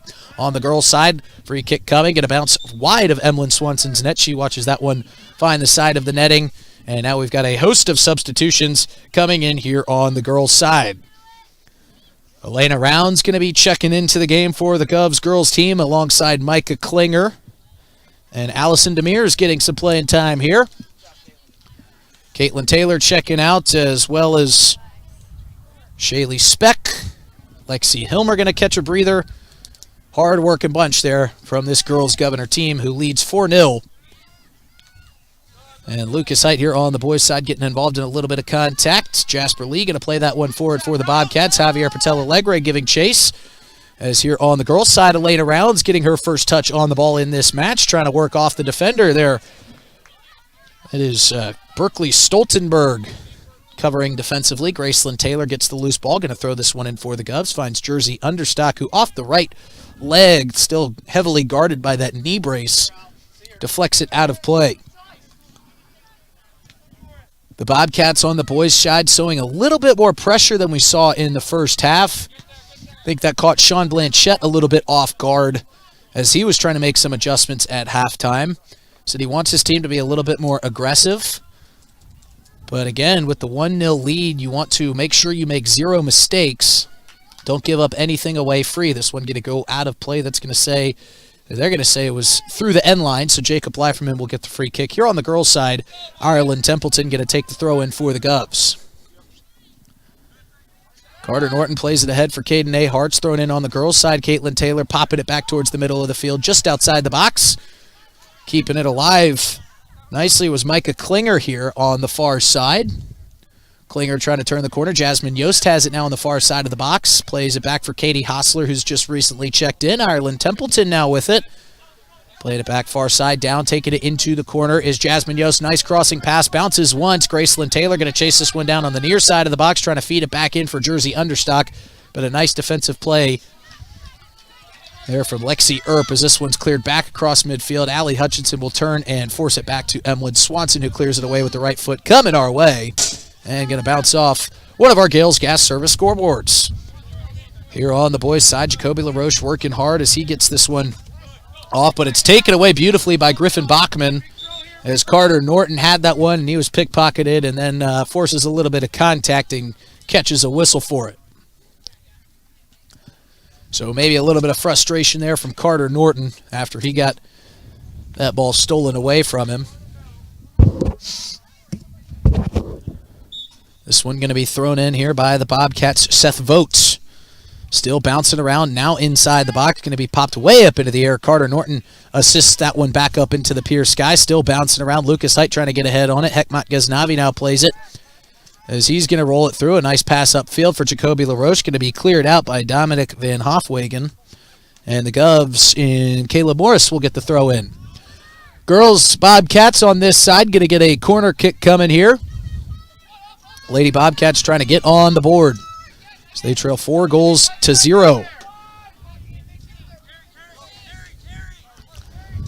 Carter Norton playing it back across midfield to Jacoby LaRoche as the corner kick coming for the Lady Bobcats. Low driving kick going to be deflected away and almost put in the back of the net as Lexi Earp was right there, but it went off the side of her leg and just a bit wide. So Emlyn Swanson was there but didn't need to make the save after the Lady Bobcat quarter. Score stays the same. Alex Otakoven going to check into the game for Hekmat Ghaznavi as Jacoby LaRoche will head over to the far side corner to take this corner kick for the Govs. LaRoche gets set, gets the whistle, approaches, high looping kick, bounces once. Alex Otakoven with an opportunity. Ball is still alive but now cleared back for Carter Norton. And my, oh my, Alex Otakoven, after a beautiful feed from Jacoby LaRoche off the corner, could not complete the goal. Ball still alive out in front of the Bobcat net, going to be deflected out of play. It was Keller Peterson defending there for the Bobcats.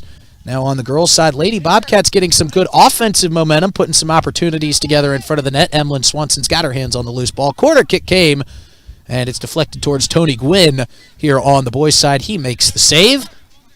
And the score remains 1-0 here for the boys. The Govs lead. On the girls' side, Micah Klinger trying to cut through some defenders, plays it back forward, trying to find Katie Hostler at midfield, but that's taken away by Aubrey Gard. And now Jasmine Yost steps in front of that one nicely as she pushes the envelope down the other way offensively for the Govs. Got Elena Rounds right there in the middle of the field. Pass was just a little bit behind her. Elena Rounds had to pinwheel. Ireland Templeton still there to clean up the loose ball. She's inside the box trying to get it back in front of the net. Elena Rounds with a shot on goal and a beautiful save by Ashley Rice. Still alive. Templeton back to Taylor. Taylor through to Understock. Understock with a shot on goal, just wide. So scoring opportunities by the Flurries here for the Govs. Ashley Reintz making a couple great saves there for the Lady Bobcats as they were trying to extend the lead. Jacob Leiferman on the boys' side clears this one out. Alex Odakovic going to give chase, but it's going to fall back safely to Jasper Lee. Lee brings it here near side for Seth Vogt, who crosses midfield with it. Off the head of Lucas Height, slowing things down momentarily. Caden Morris going to step in front of that one, and now less than 20 minutes to play here in the second half of our simulcast soccer action out here at the Pilk. Lady Bobcats with a scoring opportunity going to be cleaned up by Emlyn Swanson. She's going to take it over to the far side, set things up and boot things away. Caden Ahart's now trying to get down inside the defensive zone of the Bobcats. That one's going to be cleared out nicely by Seth Vogt back across midfield. Caden Morris gets back to it, plays it forward for Caden Ahart's. Ahart's waiting patiently, trying to find an outlet, now plays it through. He's got Caden Morris, who now plays it down into the near side corner for Stephen Blanchette. Blanchette trying to cross it out in front. Got Alex Odakovic. Odakovic trying to turn the corner. Still waiting, trying to turn that corner, and now he's going to be pushed off the ball defensively as it rolls over to the near side corner. They've got a player down for the Bobcats. Caden Ahart's is stretching out the Bobcat player in the middle of this play. Ball is still loose in front of the net, and we've got Ahart's playing Avera orthopedic medical doctor here in the middle of the pitch, as he helps Seth Vogt up, trying to work out that cramp, and our real Avera doctors here are going to take care of the injured Bobcat, Seth Vogt. Hope it's nothing more than a cramp. And that's what he says. Seth Vogt saying just a cramp. Good sportsmanship from Caden Ahart's helping out the fellow player there on the pitch. Seth Vogt, as he was dealing with a cramp. A lot of substitutions coming here from the girls' side. We'll let you know who's coming in here momentarily when we get a whistle. That was great. I've seen opposing players help injured players, when there's a dead ball, but Caden Ahart's, with the utmost respect of his opponents, helping him out. Here come the Govs down far side the other way, down into the defensive zone of the Govs. Jacob Leiferman going to get to that one. Tripped up on the play was Caleb Morris as he was chasing that one down. Wanted the whistle, didn't get it, but Leiferman able to get the loose ball cleanly. Rolls it forward for Jacoby LaRoche. LaRoche trying to play it across midfield. Isaiah Vogt going to step in front of this one for the Bobcats. Now working on Jacoby LaRoche. 9-on-9.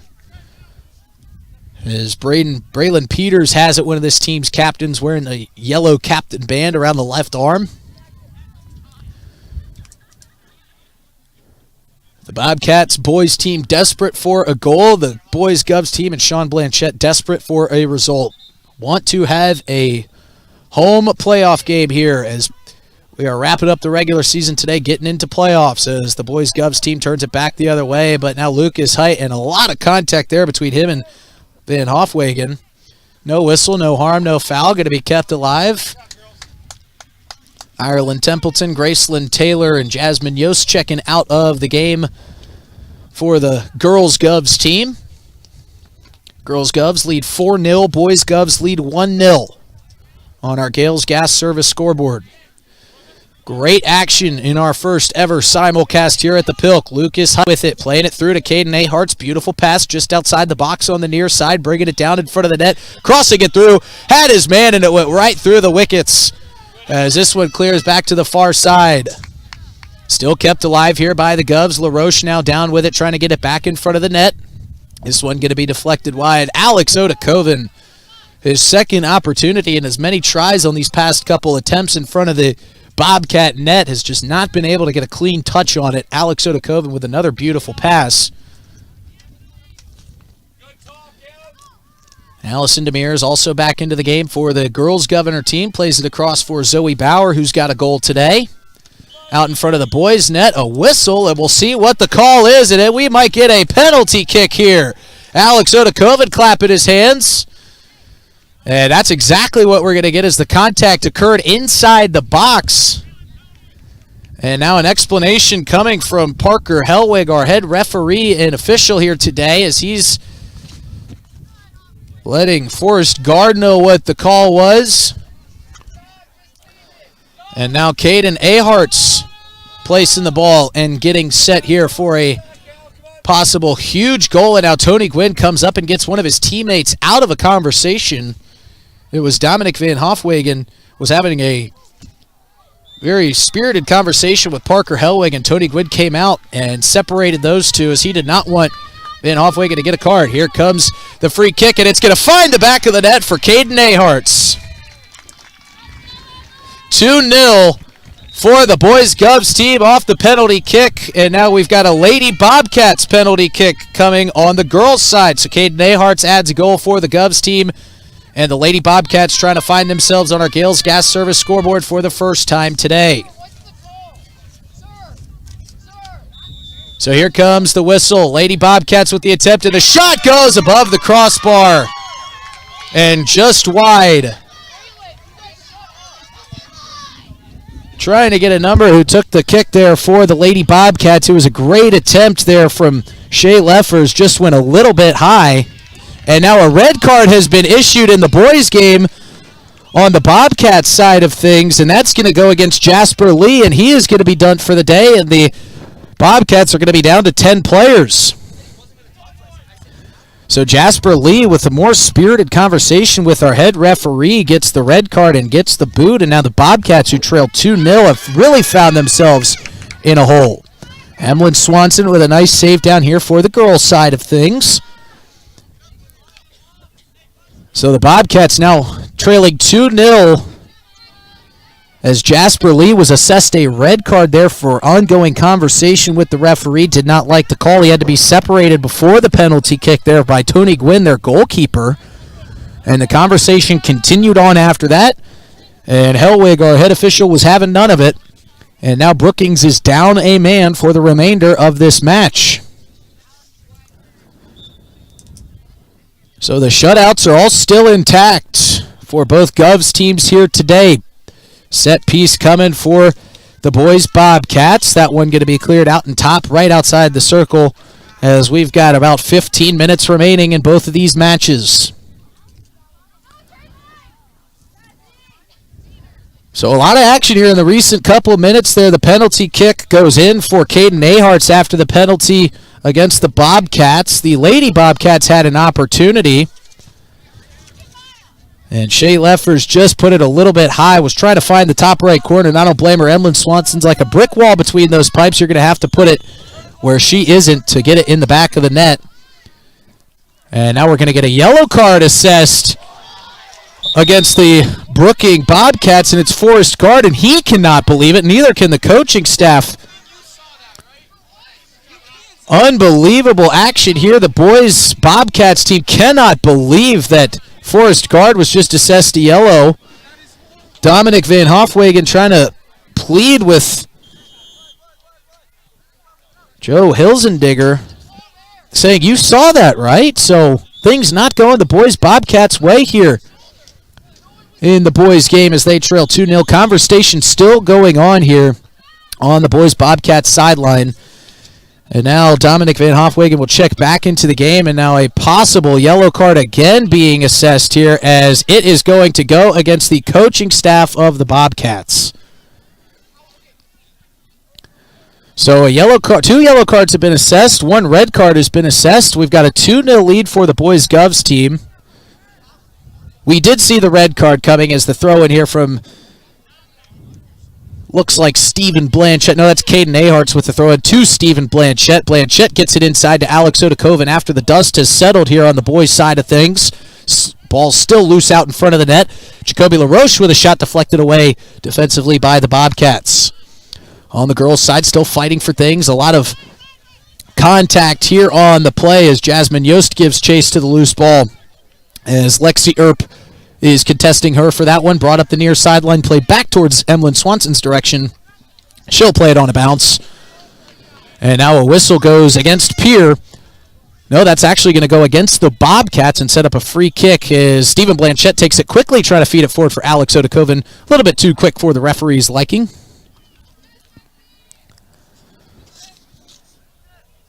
So a lot of action going on here. Red card assessed. It was Jasper Lee who was booted from this match, and then Forrest Guard drew a yellow card. Here's Lucas Height now offensively with the ball, cutting through some defenders, and he's going to be dropped. And that was Vincent Aielli who's going to catch the yellow card. So the fourth card issued here in this second half in the span of about 5 minutes. And now an opportunity for the girls' Govs, I should say, out in front of the net. But it was a beautiful save made there from Ashley Reintz. Another scoring opportunity for the girls' Govs team. Again, we're going to be leaning our coverage a little bit heavier here on the boys' side of things as the girls seemingly have this thing in control in a 2-0 game with some serious playoff implications for the boys' side. Girls team still fighting on. Shaylee Speck playing hard defensively down there on the near side. On the Governor's side of the midfield marker, Natalie Flottmeyer going to get the ball in. Plays it forward for Maya Fravel. Fravel trying to pick her way through some defenders, but it's picked off cleanly by Riley Briggs. At least we thought so for the moment. But she'll catch the whistle, and it'll go back the Govs' direction. Tony Gwynn waiting patiently to kick this one away as we are creeping up towards the end of both of these matches. Bobcats on both sides running out of time. Keller Peterson going to play it forward to the far side. He's got Kason Fixon over there who's trying to find his way out of a little bit of traffic set up by a bunch of green kits. Here on the girls' side of things, Lexi Hilmer fighting for the ball, getting herself an opportunity from the semicircle, going to be pushed off the ball, no whistle. Allie Hutchinson now steps in, tries to take things over. Coaching staff of the girls' Governor squad wants a whistle, didn't get it. And so now this one will be booted back the direction of Emlyn Swanson. She won't even drop down to play it with the hand. She's just going to take this one with the feet. 8 minutes to play here. Boys Govs lead 2-0. Girls Govs lead 4-0. Both teams looking for the shutout. Boys team trying to get to 9 wins and get a home playoff game for the first time in program history. They made history with their 8th win, looking to increase that here. Oh, and a nutmeg here by Caden Aharts, and it's booted away by Keller Peterson, but nonetheless, a saucy move there from Caden Aharts. Pulling all the tricks out of the bag, goes between the legs of Keller Peterson. I don't think he liked that one. Keller booted that one away quickly. Throw-in coming from Carter Norton. It's going to be forced out of play. And it will go back to the Bobcats. Jacoby LaRoche, the intended recipient of that one, just unable to do much but kick it out of play. Bobcats in a weird position down there. Throwing this one in is Joseph O'Neill from nearly about 2 yards inside that flag. Keller Peterson going to try to clear this one across midfield. Goes over the head of his intended target, Braden Love. Weston Northrup will chase back towards it, kick it back towards midfield for a chasing Caden Aharts. Here on the girls' side of things, Lexi Hilmer with a nice feed to Allie Hutchinson trying to get it through. Flottmeyer comes, cleans up the loose ball, back to Hilmer. Hilmer trying to turn the corner, left-footed shot, diving save made by Ashley Reintz. Another beautiful save from the Lady Bobcats goalkeeper, but still kept alive and now tripped up off the ball was Alice Rapp there. She wanted a call, didn't get the whistle. And now here come the Lady Bobcats across midfield, and that almost took me out. Goodness. Got to keep your head on a swivel here, folks. Almost hit that one that would have had me singing an octave higher, if you catch my drift. But we stretched out before the matches we're supposed to do. And that one went right by us. Caught me a little bit, but I don't need any attention from our Avera medical staff here. Boys Bobcats now pushing. Here comes Allie Hutchinson on the girls' side for the Govs. Shot on goal, and Reitz makes another beautiful save for the Lady Bobcats. Stephen Blanchette here on the near side, playing it forward for Jacoby LaRoche as he tries to get it up the near sideline, but Keller Peterson steps in front, making another nice defensive play. Folks, when I tell you that one was coming with some speed. It grazed me and rolled nearly all the way across the pitch to the other sideline, just to give you an idea of how much pace that actually had. Loose ball out in front of the net for the Govs. Trying to get it are the girls' team of Caitlin Taylor and Zoe Bauer stepping in front. And now Katie Hostler wore that one. Natalie Flottmeyer with a shot deflected up high and now rests the top of the net as Flottmeyer again applying the pressure for the Govs. Caden Aharts throwing it in here for Alex Odakoven near side, down in the near side corner. Gets it back to Aharts, who floats one out in front of the net. looking for his recipient, Caleb Morris, who gives chase now to the far side corner. Corner kick coming from the girls' side of things for the Govs. Caitlin Taylor with a shot on net. That one deflects wide. They'll redo the counter. Now Alex Odakoven out in front of the net for the boys. It gets by Tony Gwynn, and it's going to be another goal for the Govs. We'll see if they count it. And it looks like they will for the time being, and now they're going to say, well, we're going to have to check. So they're going to say we're getting the nod that it's a good goal here for the Govs. It was Alex Odakoven with his second score of the game. And they lead 3-0.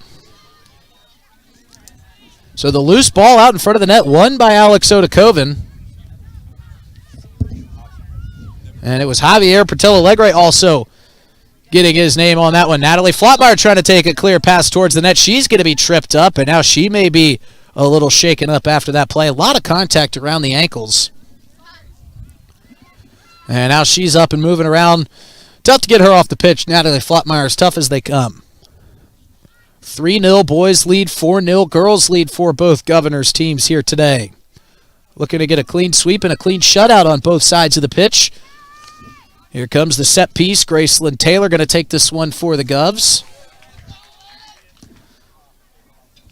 Taylor approaching, right foot booted, pops it up into the air as Ashley Rhines pops it up and over the net. Nice play defensively. Here on the boys' side, this ball going to roll behind Jacob Leiferman as we've got 8:50 left to play. Leiferman feeds it over here near side. Another corner kick coming from the girls' side of things. Gracelyn Taylor going to take that one as Caden Ahart streaking up the near side. Here comes the kick from Gracelyn Taylor. Trying to find Allie Hutchinson, who feeds it off for, looks like Lexi Hilber inside. So a couple passes now. This one pops out of harm's way for the Lady Bobcats. Comes out of play. And we get a couple substitutions coming in here. Lauren Jones checking in for the Lady Bobcats. Checking in for the girls' Govs teams, Micah Klinger. As this loose ball chased by Alex Odakoven on the boys' side, fielded cleanly by Tony Gwynn. He'll slow things down, booted away, low lining kick with the left foot. Bounces a couple times as we've reached 2 minutes to play here in the girls' game. So another loose ball coming our way. Jordan Lutmer makes a nice play to deflect that one wide. So the girls' Govs team trying to wrap this thing up with under 2 minutes to play. On the boys' side, we've got about 7:30 to play as we had some stoppages of time due to the red cards and yellow cards being assessed to the Bobcat players. Here on the girls' side of things, this ball going to go out of play and go back to the Governors. Shaylee Speck going to throw this one in for Pierre. On the boys' side of things, this one is pushed wide out of play. That was a mistouch there by Caden Morris, who's trying to find Caden Aharts to no avail. Throw in coming here from Joseph O'Neill for the Bobcats. O'Neill trying to turn the corner on Alex Odakoven. He's going to win that battle. And now giving it off to his teammate Braden Schreiber. Schreiber trying to cut through some defenders. Griffin Bachman there to try to save him. Alex Odakoven does a nice job stealing it defensively. Beautiful pass up ahead. He's got a man streaking up the far sidelines. It's Caleb Morris, and Caleb Morris with some contact on the defender. That one's going to go out of play. We'll see which way they point the flag. I believe that will go back to the Bobcats.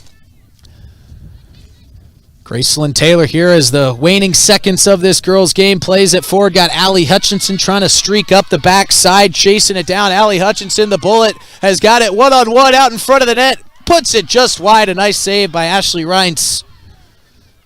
As they almost put another goal on the Gales Gas Service scoreboard. It was deflected away by Rhines. It'll set up a corner kick for the girls' team.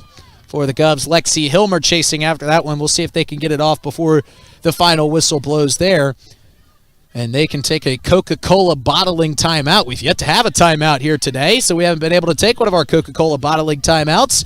Caden Aharts with a beautiful pass inside, looking for Alex Odakoven. Corner kick coming, and this one's going to get through the wickets there momentarily. No goal yet. Deflected away beautifully by the Lady Bobcats and Ashley Rhines. A little bit of confusion. The Govs thought they had scored on the girls' side. Here comes Caden Aharts with a shot on the boys' side. Deflected wide. Carter Norton will give chase as this one rolls away and will set up a corner kick for the Governor boys' team. Helter-skelter out in front of the net for Ashley Rhines and the defensive players for the Lady Bobcats doing a great job keeping that one out of the net. Gracelyn Taylor, Lexi Hilber all had a shot at putting that one in to make it 5-0. but the defense stood tough for the Lady Bobcats. And now they're trying to let the official know that the game has come to an end for the Lady Govs. There's the final whistle. Lady Govs get the 4-0 win in their final regular season game. They have secured a home playoff game here, and we'll keep you updated on the scheduling of that. And now we shift our focus over to the boys' game as they try to close this thing out, leading 3-0 in the final 5 or so minutes of this match. So then, again, recapping for you, the girls' Govs team gets the 4-0 shutout over the Lady Bobcats. We'll recap you on all the scoring there once we get to our post-game show. We've got business to settle here first in the final 4:30 to play in the boys' game. Live throw coming in through. Tony Gwynn can't make the play. It goes through his hands, and Owen Sivage, the recipient of that goal, and they're going crazy here on the Govs bench. It's 4-0 Govs lead, and Owen Sivage just checks into the game and quickly finds himself on the stat sheet. Great for Owen Sivage. Great for the Govs boys. They lead 4-0. Great setup there from the Govs. Owen Sivage, right place, right time. And he gets his name on the stat sheet. So all smiles here from the Govs faithful and the Govs team as the Bobcats try to find and will their way onto our Gales Gas Service scoreboard.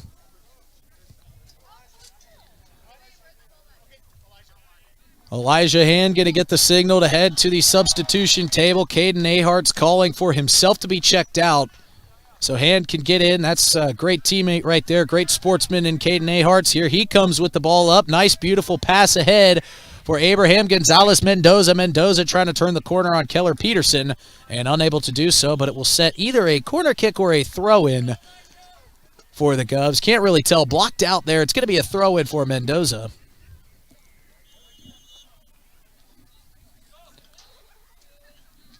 So Mendoza waits patiently. Now he gets the go-ahead, throws it in, trying to find Jacoby LaRoche. Loose ball out in front. Won by the Bobcats, played forward towards midfield.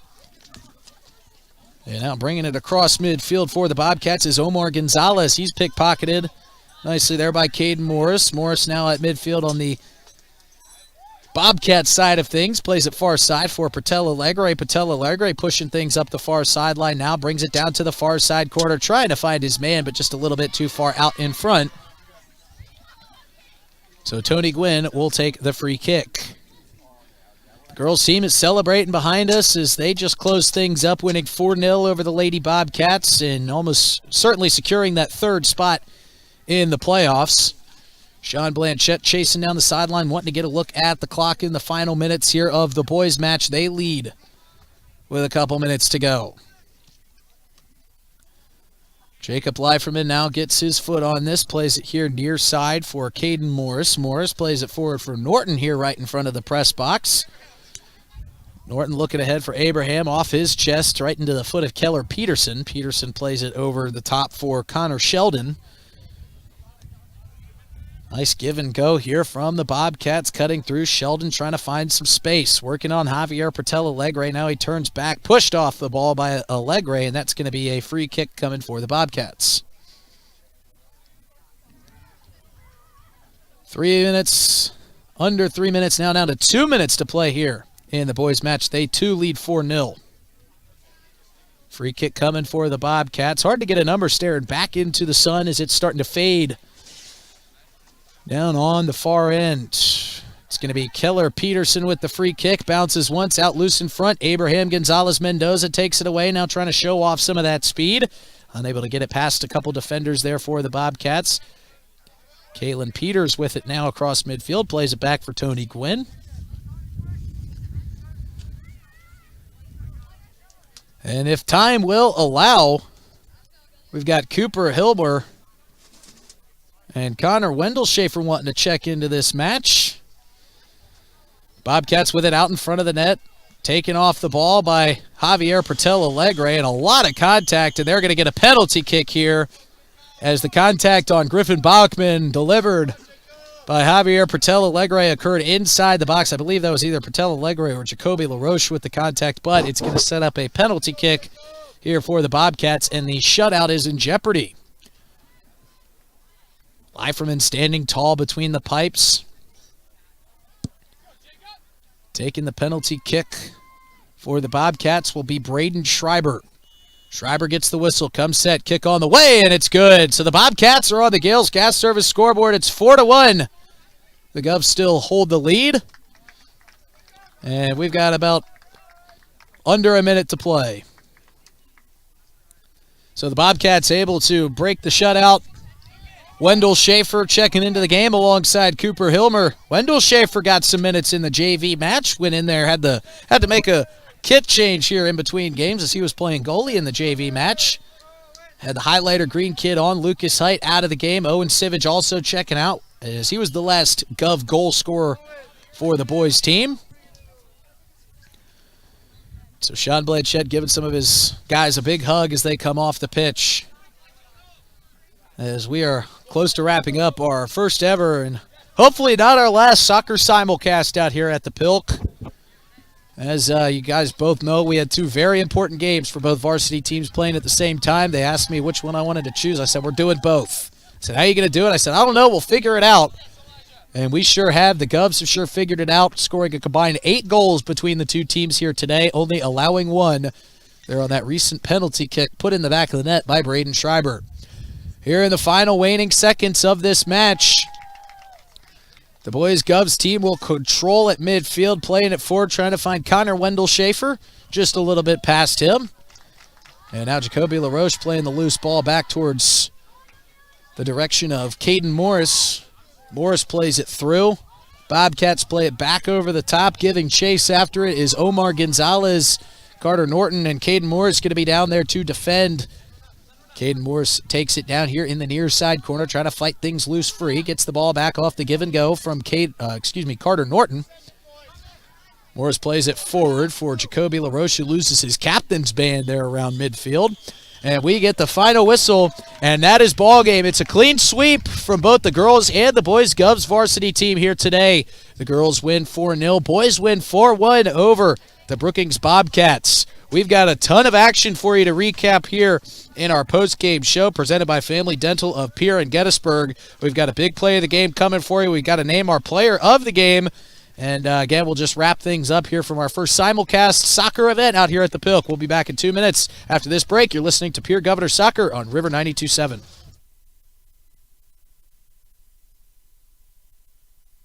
The team at Family Dental in Pierre and Gettysburg are devoted to spending time with each patient to answer all questions and address any concerns that arise. Family Dental wants all their current and future patients to feel welcome and comfortable and to have the healthiest, best-looking smile possible. They can take care of all your family's dental needs with cleanings, checkups, same-day crowns, and many other dental services. Family Dental in Pierre and Gettysburg, caring for all your family's dental needs. Call Family Dental at 224-7774 today.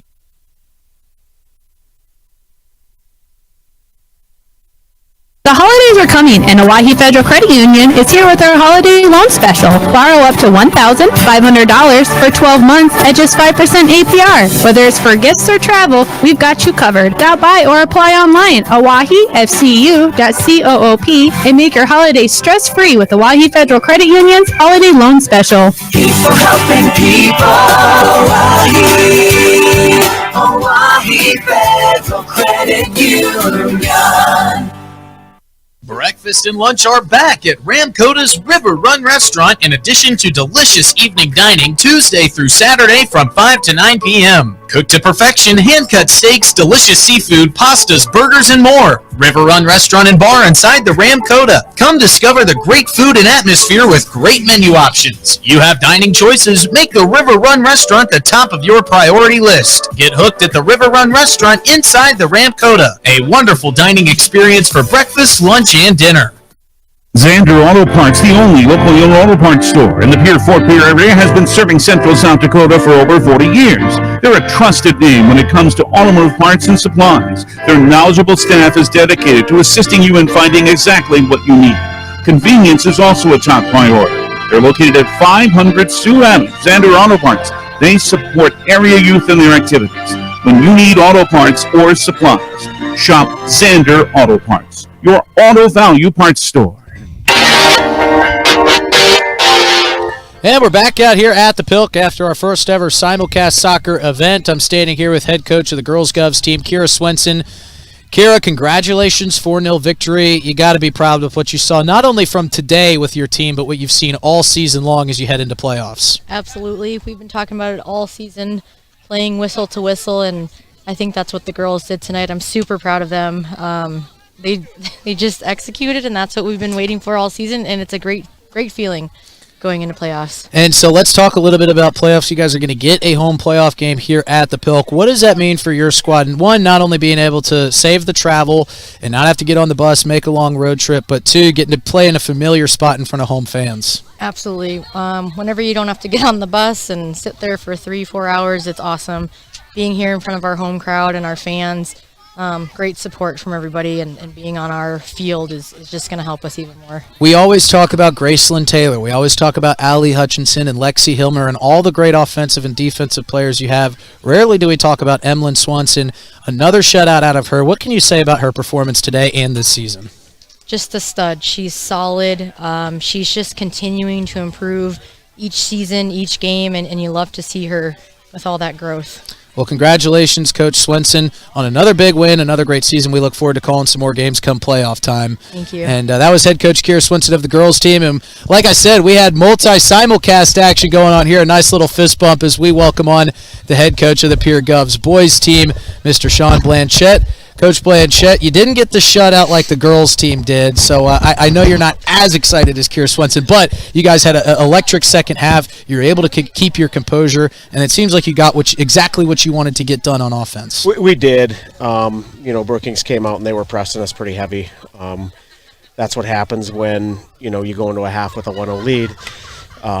Teams are going to come out and try to win the ball. They're going to try to equalize. But I felt like we made an adjustment. We just went to a more defensive setup.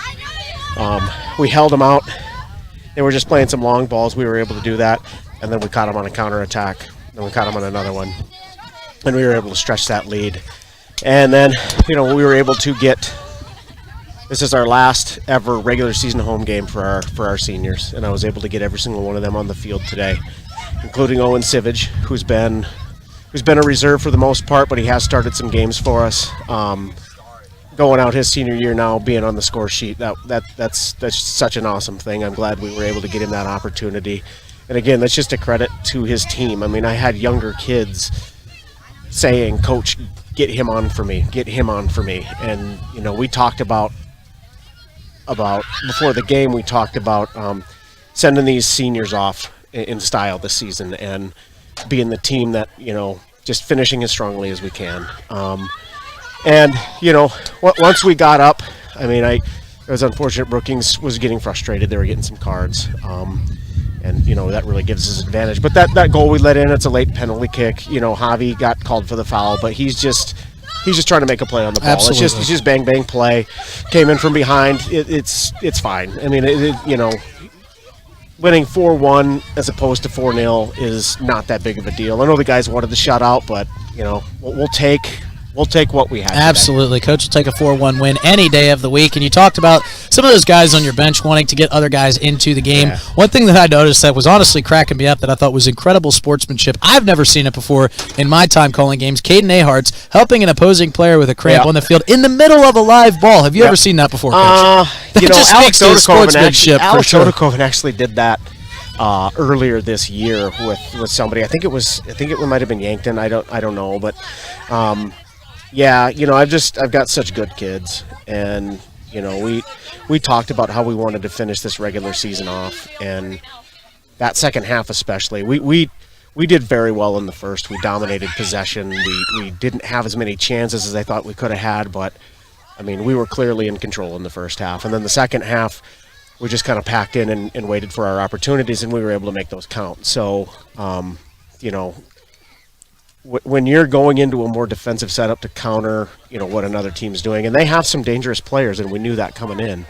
So we made that adjustment. When you're doing that and you're still able to start stretching the lead, I think today was one of our best performances of the season. So that's where we want to be, because Tuesday we start playoffs, and we want to be playing hot and fast and aggressive and really disciplined and controlling tempo in games. We talked about it a little bit last time we were here at the Pilk. You got your 8th win of the season. It was a historic measurement and a historic marker for this program. You guys improve again today, again making history, and you're going to get we talked about it this week. This result today was massive for your program. Yep. It was the difference between going on the road and getting a playoff game here at home. You guys got the job done. What does it mean, and what does this mean to your team to be able to play here at the Pilk? Yeah, and just because, a loss wasn't a foregone conclusion, but what it meant was we were putting ourselves at risk of not locking in a home game. We knew that we wanted to win, locked us in, I think, at the 7 seed, and that's been one of our goals since day one.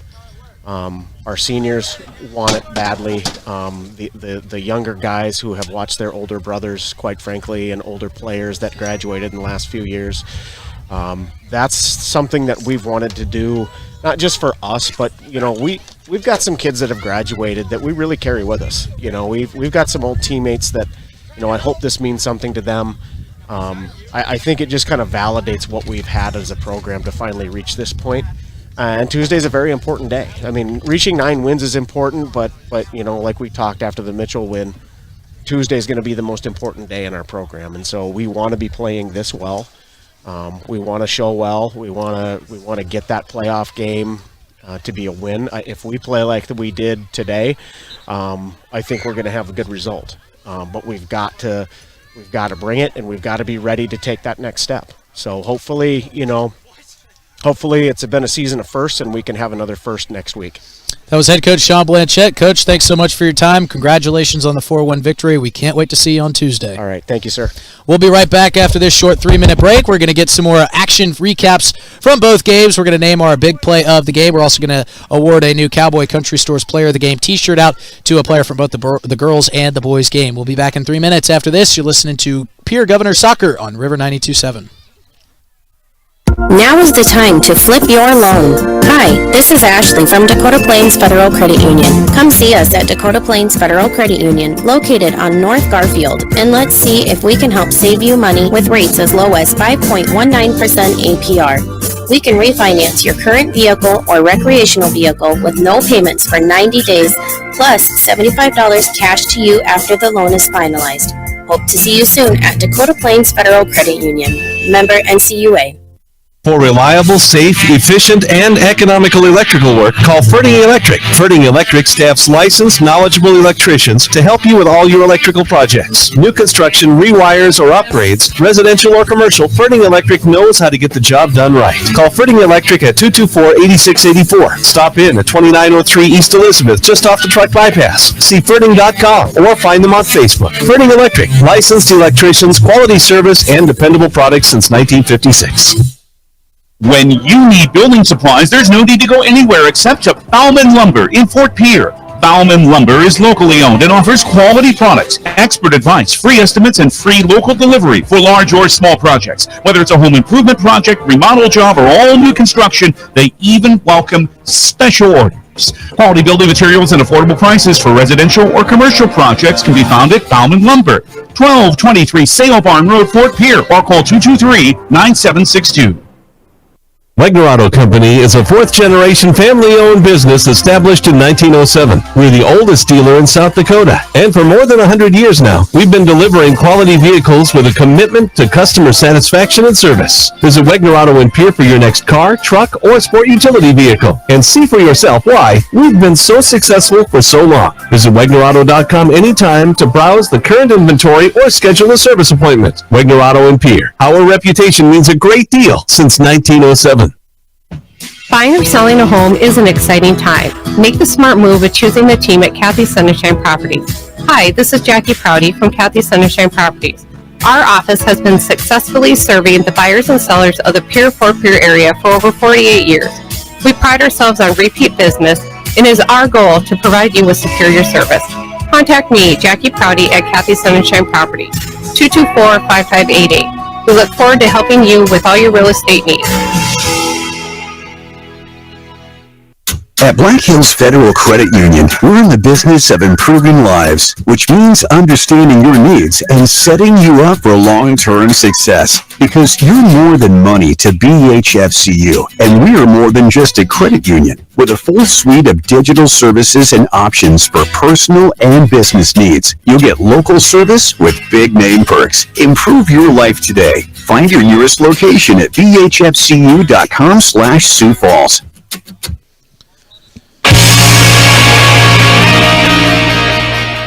Historic day out here at the Pilk, our first ever soccer simulcast. Thank you all so much for being a part of it. We've got some more to get to here in our postgame show. Before we do that, we're going to hear a word from our sponsors of our postgame show at Family Dental of Pierre and Gettysburg. The team at Family Dental in Pierre and Gettysburg are devoted to spending time with each patient to answer all questions and address any concerns that arise. Family Dental wants all their current and future patients to feel welcome and comfortable and to have the healthiest, best-looking smile possible. They can take care of all your family's dental needs with cleanings, checkups, same-day crowns, and many other dental services. Family Dental in Pierre and Gettysburg, caring for all your family's dental needs. Call Family Dental at 224-7774 today. And in our post-game show, of course, we'll recap the scoring for you. We'll start with the girls' game. They get the shutout, 4-0 against the Brookings Bobcats. And the goals came from all over the place, as they so often do. We had a goal from the young 8th grader Zoe Bauer, as well as a goal from Gracelyn Taylor. Goal from Jasmine Yost, and a beautiful goal from Ireland Templeton off the Lexi Hilmer corner kick. In the boys' game, they got the 4-1 victory, as we heard from Coach Blanchette. Hated to see that final goal go in for the Brookings Bobcats, and it was in the final minutes there on the penalty kick. But the boys were able to score 4 goals nonetheless well before them. Jacoby LaRoche had an assist on the day. Caden Ahart's had himself a goal, as well as Alex Odakoven. And Javier Pertel Alegre also, I didn't actually get to mention his goal, as we got didn't get to see him make the play on it. It was a lot of bodies in there in that goal. We thought it was Alex Odakoven. Javier Pertel Alegre ended up being the recipient of that goal. And our big play of the game, as always, is brought to you by Hermanson Endodontics. We'll hear a word from them here in a second, but our big play of the game came in the boys' game as Owen Sivage got on the stat sheet to a rousing applause from all of the Pierre Governor faithful and his teammates. Our big play of the game, as always, is sponsored by our friends at Hermanson Endodontics. Quality comes first at Hermanson Endodontics. Dr. Brian Hermanson serves Central South Dakota with specialty root canal treatment. Hermanson Endodontics strives to provide treatment that's not only comfortable, but also provides the best possible outcome. They do this by effective and timely communication with your dentist and preserving as much healthy tooth as possible using state-of-the-art three-dimensional imaging and the dental operating microscope to guide diagnosis and treatment. Ask your dentist if a root canal specialist is right for you. Hermanson Endodontics in Pierre. And our Hermanson Endodontics play of the game, again recapping for you. Jacoby LaRoche took the corner kick, found Owen Sivage out in front of the net, and Sivage was able to put it in for the Governor's goal. We're going to take a quick 3-minute break. It'll be our last break of this broadcast. When we come back, our biggest moment of the day, we get to name our Cowboy Country Store's player of the game for both the girls and the boys' game. We'll be right back after this in 3 minutes. You're listening to Pierre Governor Recap on River 92.7. Smart grocery shopping takes a little bit of TLC. Dakota Mart in Pierre is thrifty, local, and convenient. Dakota Mart prides itself on their fresh produce, high-quality meats, and bakery goods. And grab some Caribou coffee while you shop.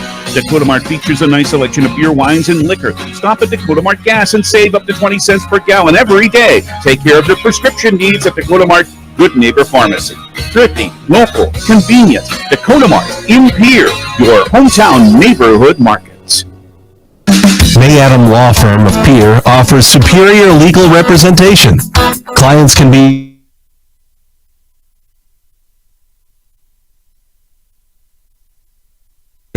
take care of your family law, estate planning, real estate law, and personal injury.